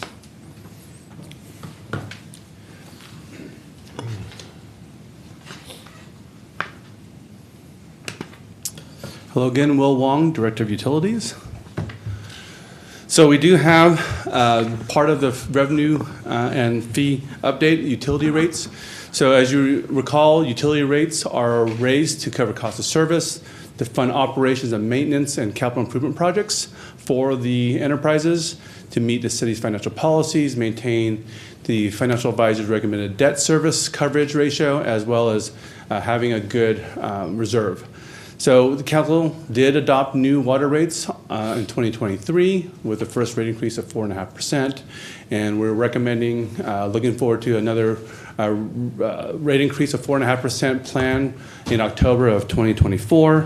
A lot of the rates are, again, like I said, are meant to ensure that our residents maintain a safe, reliable, and clean drinking water for our customers. We do have a lot of projects and a lot of maintenance issues that we have to deal with, especially with water quality and the uncertainty of the water grab. So we want to make sure that we do have the funding to address these emerging issues. Similarly, in the wastewater fund, if you recall, we did raise rates in April of 2022 with 3.5% over 5 years. We're recommending the third 3.5% rate increase planned for July of 2024. The wastewater rates, we have several projects that we're looking at. As you recall, in my previous presentation for the utilities department, we're looking at a large $100 million river trunk pump station. So we want to maintain our rates so that we can get good bonding to make a difference in the cost to fund that project, as well as other deferred maintenance projects in our collection, rehabilitation of neighborhoods like we were doing in La Loma Phase 1, as well as doing regulatory studies. In storm drain, this is the fund that we have trouble with. There have not been a storm drain rate increase since 2021. The main reason is Proposition 218. Proposition 218 dictates how agencies are able to raise storm drain rates. Unlike water and sewer rates, wastewater rates, is a protest vote, but in storm drain, it is a positive vote. So unfortunately, in the storm drain fund, we still see cost of service increase. We hope to not reduce the level of storm drain level of service because we do see a lot of storms in the last few years, and we want to make sure that we do look at funding options for storm drain, which I'll be presenting next. So let's start off with our sewer fees, proposed sewer fee increase. We want to make sure that we are maintaining our inspections with our industrial pretreatment program. So there's other programs that we're looking at with restaurants as well, with commercial, so we call those fats, oils, and grease. Fats, oils, and grease, by many presentations, I've described to you as when people pour grease down the drain, it's liquid, but when it ends up in the pipe, as it cools, it hardens, and that causes a lot of sanitary sewer overflows. Right now, we don't have the staffing nor the workload's pretty extensive to be proactive. So we're very reactive with fats, oils, and grease. So we only react if there's a sanitary sewer overflow. In addition, the state has also mandated all agencies look at dental amalgam. Dental amalgam there's a product, mercury, in dental amalgam that actually ends up in our wastewater system and in our sewer sludge. So that's another source of potential mercury contamination that we want to control. So one of the reasons for the proposed sewer increase, we're allowed to, as these fees proposal, is because we're allowed to in the city municipal code, and we feel that these fees will help assisting getting more staff so we can assist and be more proactive in our inspection programs to meet our industrial pretreatment program and mitigating potential sanitary sewer overflows. So under this proposal here, we're looking to charge these fees for various programs such as dental amalgam, fats, oils, and grease, as well as some of the plans for some of the businesses and industries. Moving on to storm drain, as I mentioned before, it's difficult to raise storm drain rates under Proposition 218. We always are constantly looking at opportunities to raise rates or increase revenues in storm drain. One is by having more customers. The other is looking to recover fees from services that we will provide that is currently being subsidized by our ratepayers. So as I mentioned before, under the Modesto Municipal Code, we are allowed to charge or to implement some of these cost recovery fees. And we anticipate that through this fee program, we can generate over $850,000 if the caveat is if we're fully staffed to be more proactive and do all the inspections that we're required to do. And again, the following table here is the proposed cost recovery fees as well as the municipal code that allows us to implement some of these potential fees. And that is the end of my presentation. I think council members have various questions for these fees. So, does the Finance Committee have any questions of staff? I do. Go ahead. Okay, so my questions are for three different sections. First one is for economic development, Jessica, and then it's followed by IT, and then followed by Will's presentation. So my question for Jessica.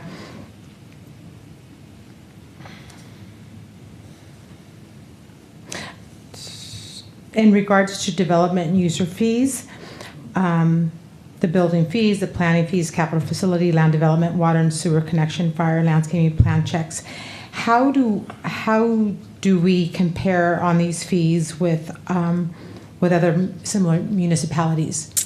So when we did our last comprehensive fees task force in 2018, Modesto was right in the middle. And at that period of time, we actually just did an ENR increase.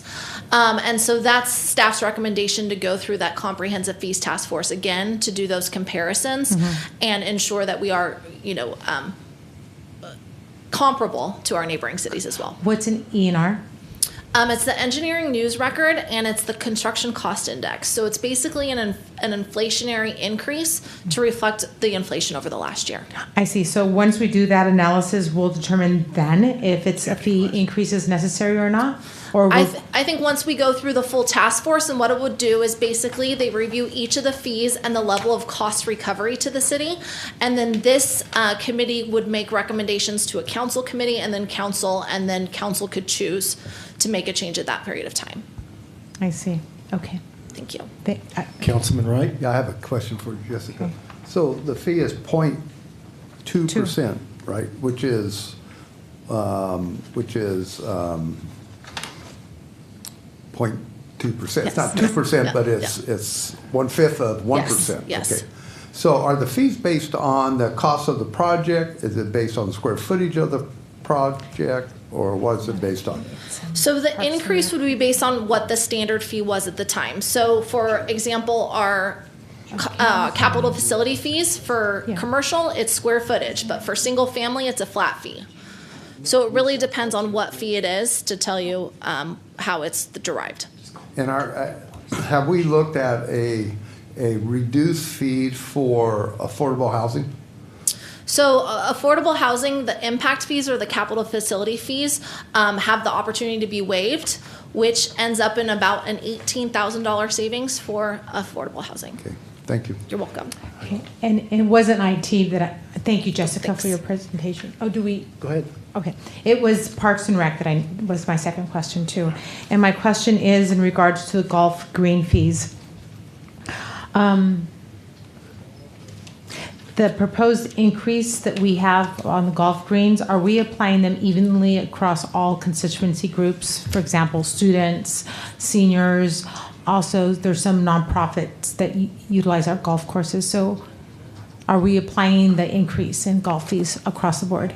Yes, all those fees are applied to every group, the daily green fees, as well as the membership and the yearly membership cards that people can purchase. Okay, so there's no option for any of these groups that I mentioned to request or exempt? Correct. There is or there isn't a process? There is not, no. There's not a process. Okay. Thank you. You're welcome. And my last question is for Will. With utilities. So, Will, you mentioned the water rates, the wastewater rates, and then the storm drain rates. I thought I heard you say that you're proposing an increase in both water rates and wastewater rates, but it's simply for because just to offset the increased cost of service that we are taking in, but we are unable, because of legislation, specifically Prop 218, to have a rate increase for storm drains? That is correct. Okay, so if constituents have an issue with these rate increases, that's something that they, if we're just transferring the cost of service to the consumer, but if they don't want to see this moving forward, that's something they could elevate to the state level and have it be similar to the storm drain and have it be addressed at a legislative level?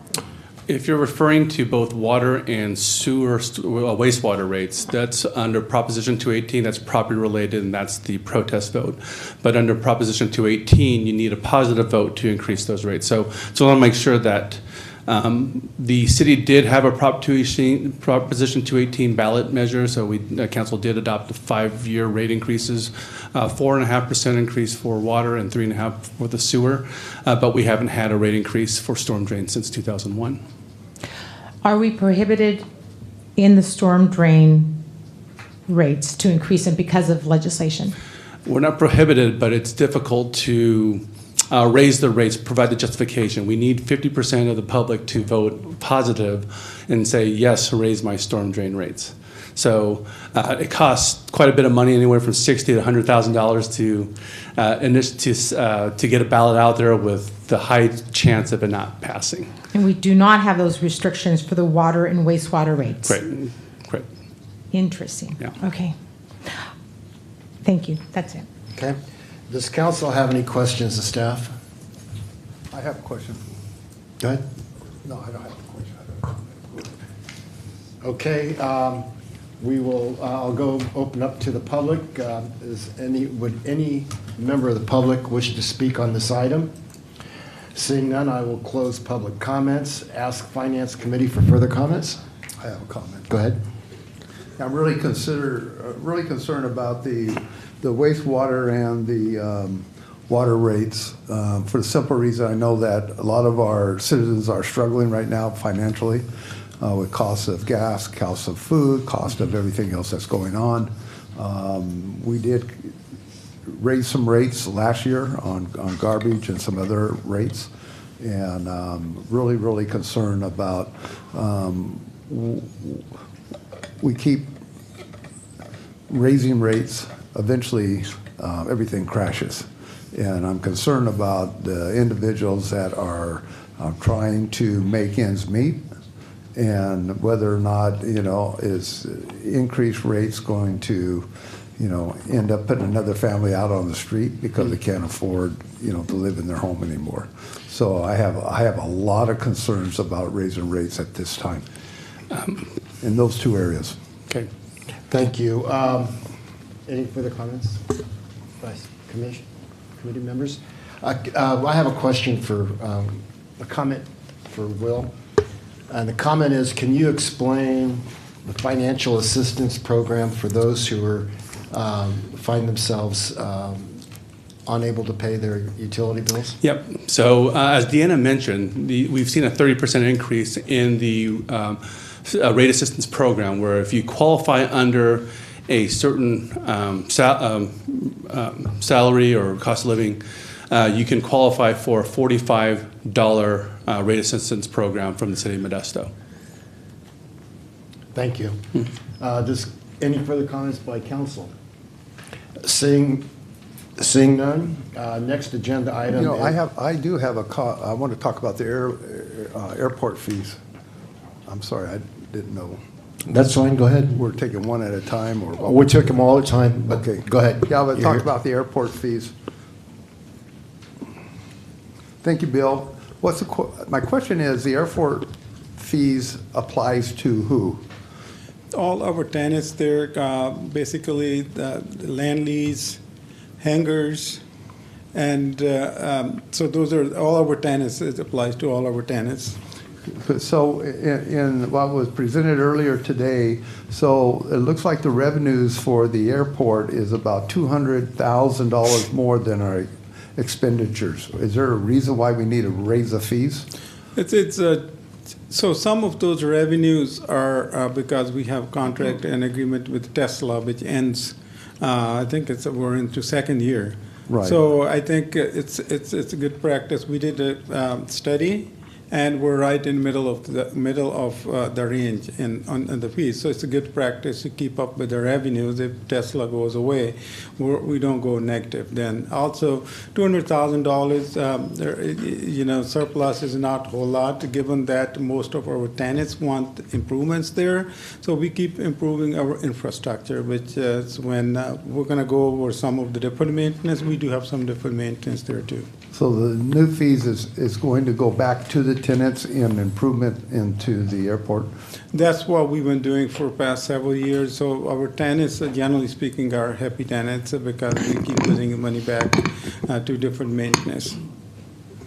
Yeah, and the goal for the airport is to be self-sustaining. And so none of that fund goes to the general fund or into any other areas of the city. And depending on what we're looking at in the future of the airport, we may need extra revenue, and that's where we'd be tapping into. Thank you. And also, it's a good practice to have some reserves in case, yeah. the economy, as you mentioned, council member, will probably at some point go down. And then if you have a little bit of reserves, then for those tough economic times. Have you received any feedback from the tenants on the increase in the fees? This item was presented to Airport Advisory Committee, and there were no comments on it. Okay, thank you. Council have further comments? I do, Go ahead. Chair.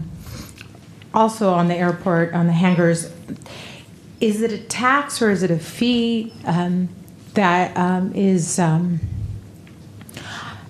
thought there was the fee, from what I can see from the documents here, is a set amount per month per hangar, whether it's a small or medium or large hangar. But I thought that the hangar monthly fee was based on the value of the plane. So two different fees. One is the rent. This is for rental, hangar rental. Okay. And then there are aircraft taxes, the property taxes. In other words, it depends upon what's the value of aircraft. $5 million will pay, and that goes to the county. The county collects it. So part of it goes to schools, part of it goes to county, and a small portion comes back to the airport. I see. How the airport works on a budget, I would, of course, right? And so in that budget, it articulates what funding, what expenses is covered by county and similar to city. So it's city staff, and the county fees that come back, or county taxes that come back to the city, they are put mainly towards infrastructure and operations. So there are limitations where we can use those county taxes. So again, the taxes that are collected, I think part of it goes to schools, part of it goes to the county, and a small portion comes back to the city airport. Interesting. Thank you. Okay, council have further comments? Seeing none, next Yeah, up. I do. I would like to see, hopefully, in one of the presentations, maybe a future, what would the water rate, the wastewater rate increase, what would it be dollar-wise to a residence? We can report back on that. That'd be We'll great. have a report back portion of the. Thank you. Council have further comments? Next on the agenda is the grant status update. And Chair Bavaro, I'll just note that we do have a hard stop at 2. I think we can start this presentation and then we'll find a natural break in the presentation and then start back up tomorrow morning, 8:30. Okay, just give me the nod. Yeah, on and we when. should probably stop maybe at 1:55 just to answer any questions on what we've seen so far, go to the public, and then we can adjourn for the day, pick up from there. Okay, thank you. Good afternoon, committee chair, committee members. So this presentation is to outline all of the different efforts that the city departments are initiating within their departments for grants. The department's presentation will focus on 2 areas specifically related to applications and awards that they have applied for or have been awarded in the current fiscal year 23-24, and then the anticipated grant applications they intend to apply for in the upcoming fiscal year 24-25. So I will have Jessica kick off for CED.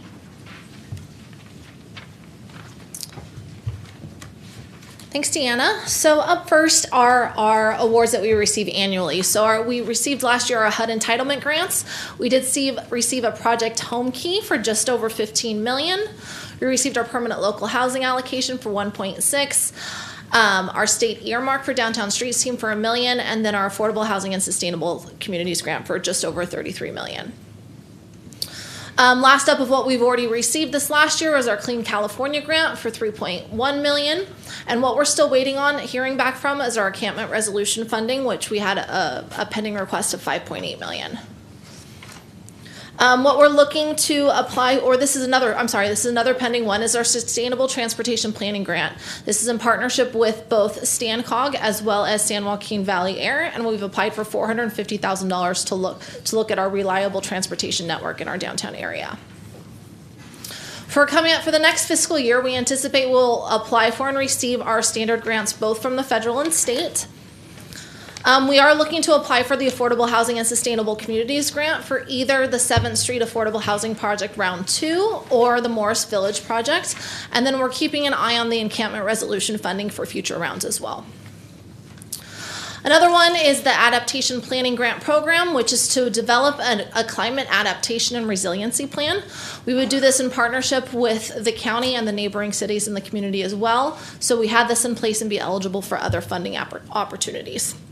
Next one is our CRISI grant, and this would be for the implementation of quiet zones. And so once our diagnostic test is completed, we'd be able to identify the infrastructure and then apply for grant funding to help the city actually pay for the needed infrastructure.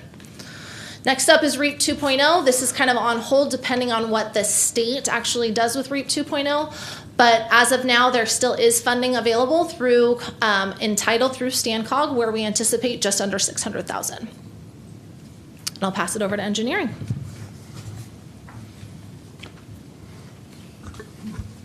Good afternoon. Thank you. Toby Wells, Engineering Services. For us, we're focused on our grant applications for this year. So the first one here is the ATP project. This will be our 4th go around at applying for this project. Councilmember Bavaro, this is the one that will go along the neighborhood there that you're looking for. This would connect Lincoln and Encina up into the Creekside Golf Course. That project we've applied for 3 times. We're going for it for a 4th time. It will be coming through EDC and council in the very near future. These 2 projects just recently came through council. These are projects that we haven't had to apply for before, but this is through StanCog local funding that we just recently applied for. On top there, the Surface Transportation Block Grant. So this is for Claus Road, and then below the Congestion Mitigation Air Quality for the roundabout at College and Bowen. Those have both gone through committee and council. And we'll turn it over to the fire department. Thank you.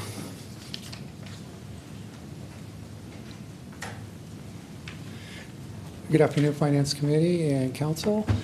These are the grants for the fire department. As you recently know, we applied for at our last council meeting and you approved was for our SAFER grant, which is staffing for adequate fire and emergency response. This will be for 9 personnel. This will not be additional personnel.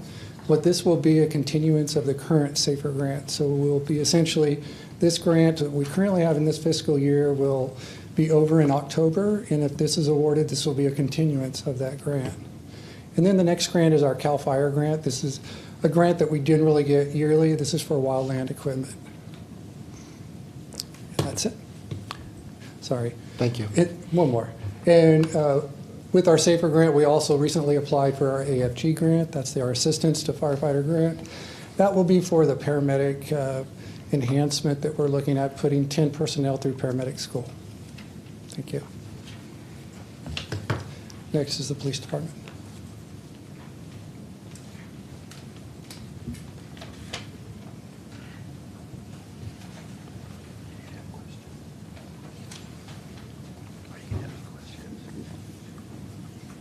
Well, good afternoon, Finance Committee. And Modesto Police Department, with the grants that we have applied for and were awarded were the Anton and Marie Ramus Foundation, is what it's commonly called, for ballistic shields for our officer safety, for our officers in our patrol cars, an Office of Traffic Safety pedestrian bike safety grant, as well as an Office of Traffic Safety step grant. So those are used the first one's pretty obvious, bike safety and everything that goes along with that as far as education and enforcement.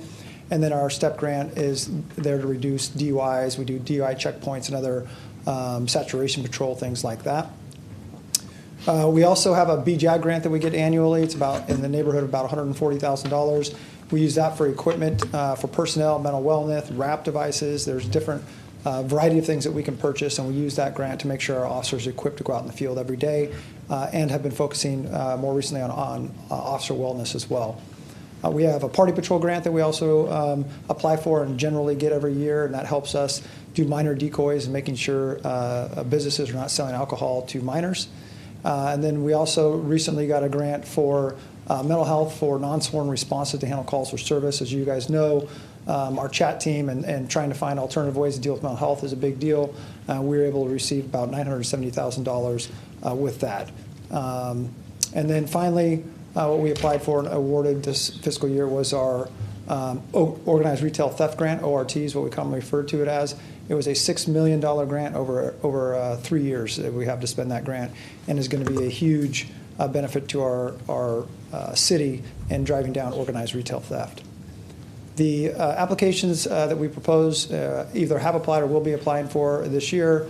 Again, the revolving officer traffic safety step grants, the pedestrian bicycle grant. There's a law enforcement mental health and wellness program grant that we've applied for and it's pending, as well as the BJAG grant. Again, that usually is around in the amount of about $120,000 to $140,000 that we get annually, and helps us supplement some of the equipment and needs of our officers. The Ramus Foundation, we've applied for that. What we applied for this time was some water rescue throw bags. We've definitely we noticed a gap in this last year where because of the floods and the rivers, we've had a few people that were out in the river. So we've applied for throw bags to be able to help rescue rather than sending our officers into the water. Rescue tourniquets, thermal imaging equipment to assist our officers for locating suspects and evidence. And then our party patrol, we're applying for that, and that helps us, like I said, that's an annual grant that we typically get as well. And then a ABC grant that we've applied for that also does minor decoy, shoulder tap operations and investigations, and we applied for that in the amount of $58,700. And I'm happy to answer any questions, or we answer questions at the end. Let's do parks. We'll do parks because they only have a couple slides, and then we'll take questions on what we've heard for now.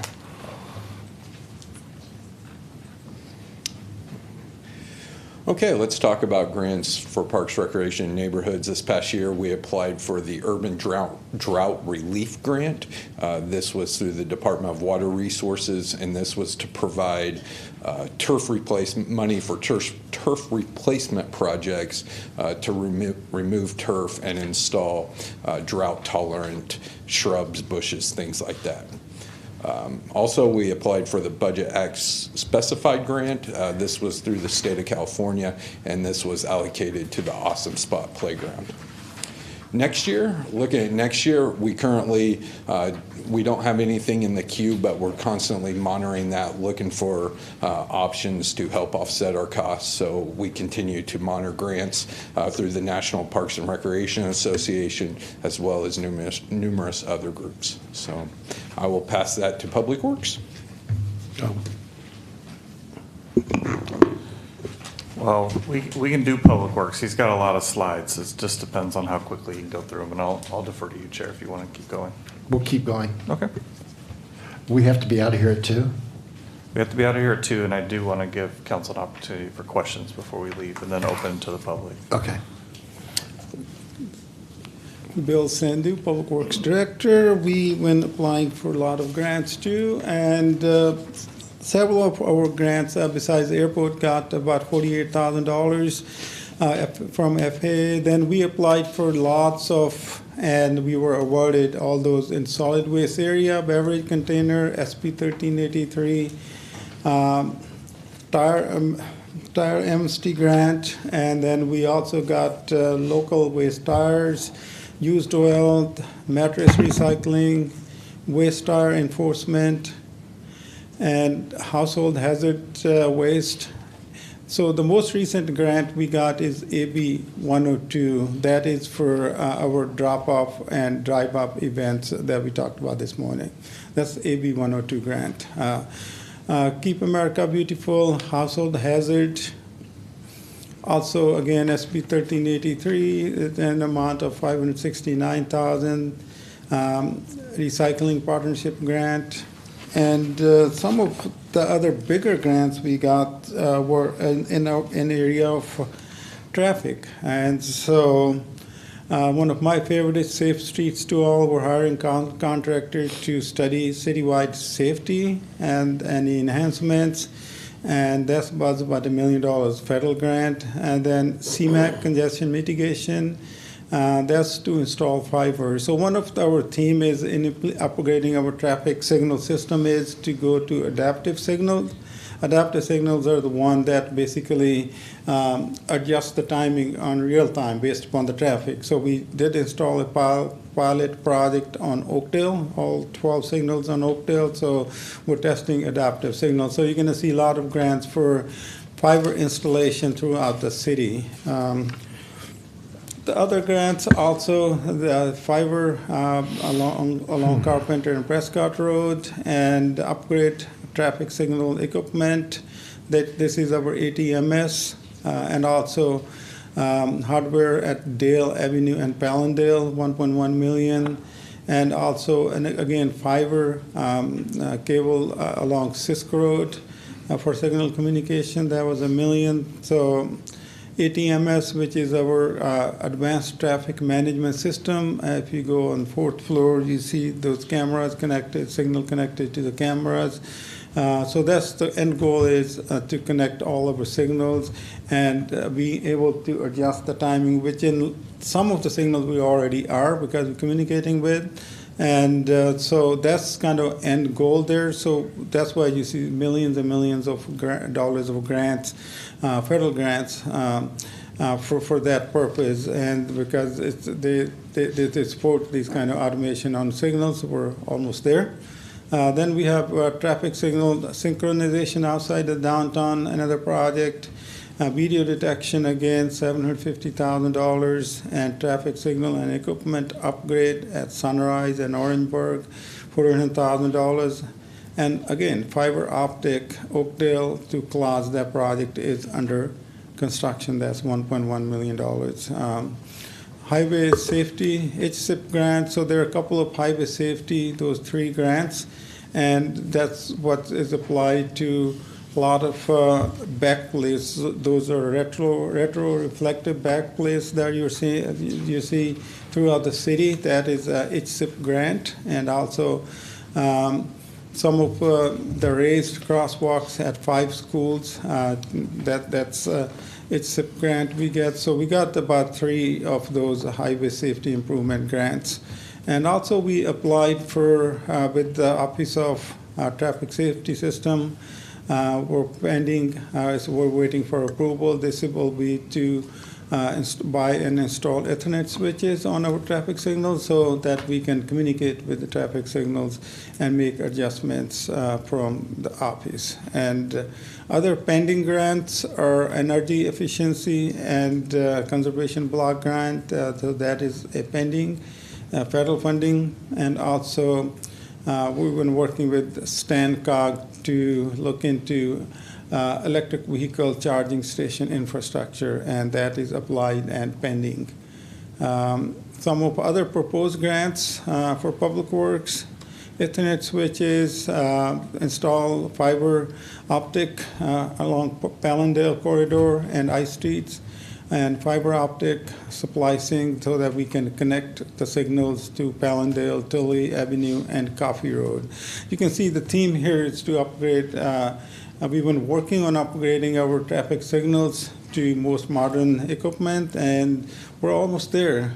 So that's why you see a lot of grants that are connected to, related to signal communication and connectivity.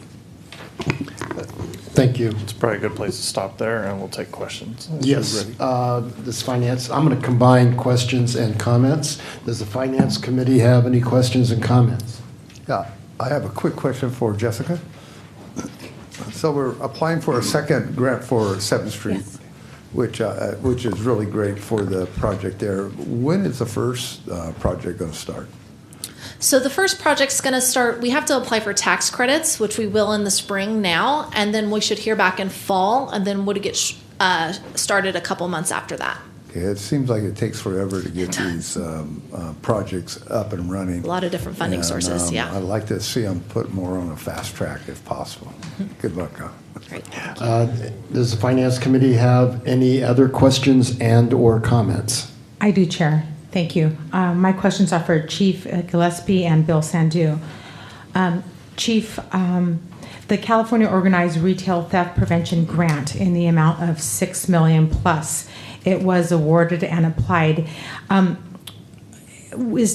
was this dedicated money specifically for city work, or what did it encompass the whole, the effort that we did with other partners, such as I understood we did collaborate with the Attorney General's office in some work in this area. So did this funding support only the city work or the work that we did with others? So the funding specifically that we got is to be used for operations within the city. Other agencies like our district attorney's office also received ORT funding of their own. And so we're coordinating with the district attorney's office, with our office, the attorney general's office to make sure that we're prosecuting and reducing that stuff. But the $6 million that we got was for us to help combat, and we've used that for equipment purchases. We've used that for overtime and operational activities, coordinating with software programs with the retailers around the city for notification purposes. So that sort of thing. So was this an amount that we needed to exhaust in this fiscal year? Not in this fiscal year. It's broken up over. We have 3 years to spend it. I see. Yeah, so it's a 3-year grant. We're on track to spend it by the end of the 3 years? Oh, yeah. Okay. Absolutely. Wonderful. That's a great program. Thank you. Yes. Does council have? I'm not done. Oh, you're not? Okay, I'm Remember sorry. Bill Sandu? Okay. Bill, I'm sorry. Bill, you articulated a variety of grants all going towards light improvement and efficiencies, right? Yes. Okay. So my question is, if we are not successful in obtaining those grants and the need is there, will we find a different funding source, or will we just set aside that particular project? Then we start prioritizing our projects and we look at different other funding sources, which in most of times for blight abatement, yes, there's quality of life there, Measure H and others, but traffic related, when it comes to upgrading traffic signals and connectivity, those are expensive projects. Then we look into other grants. Okay, thank you. No more questions. Does council have any questions or comments? Seeing none, open to the public. Are there any members of the public who wish to speak on this item? Seeing none, I'll close public comments, and the Finance Committee will adjourn for the day and reconvene on Wednesday, February 17th at 8:30 a.m. What did I say, February? We don't want to go backwards. Okay, April. And I'll just note for the council up here, there is a board meeting tonight, so we have to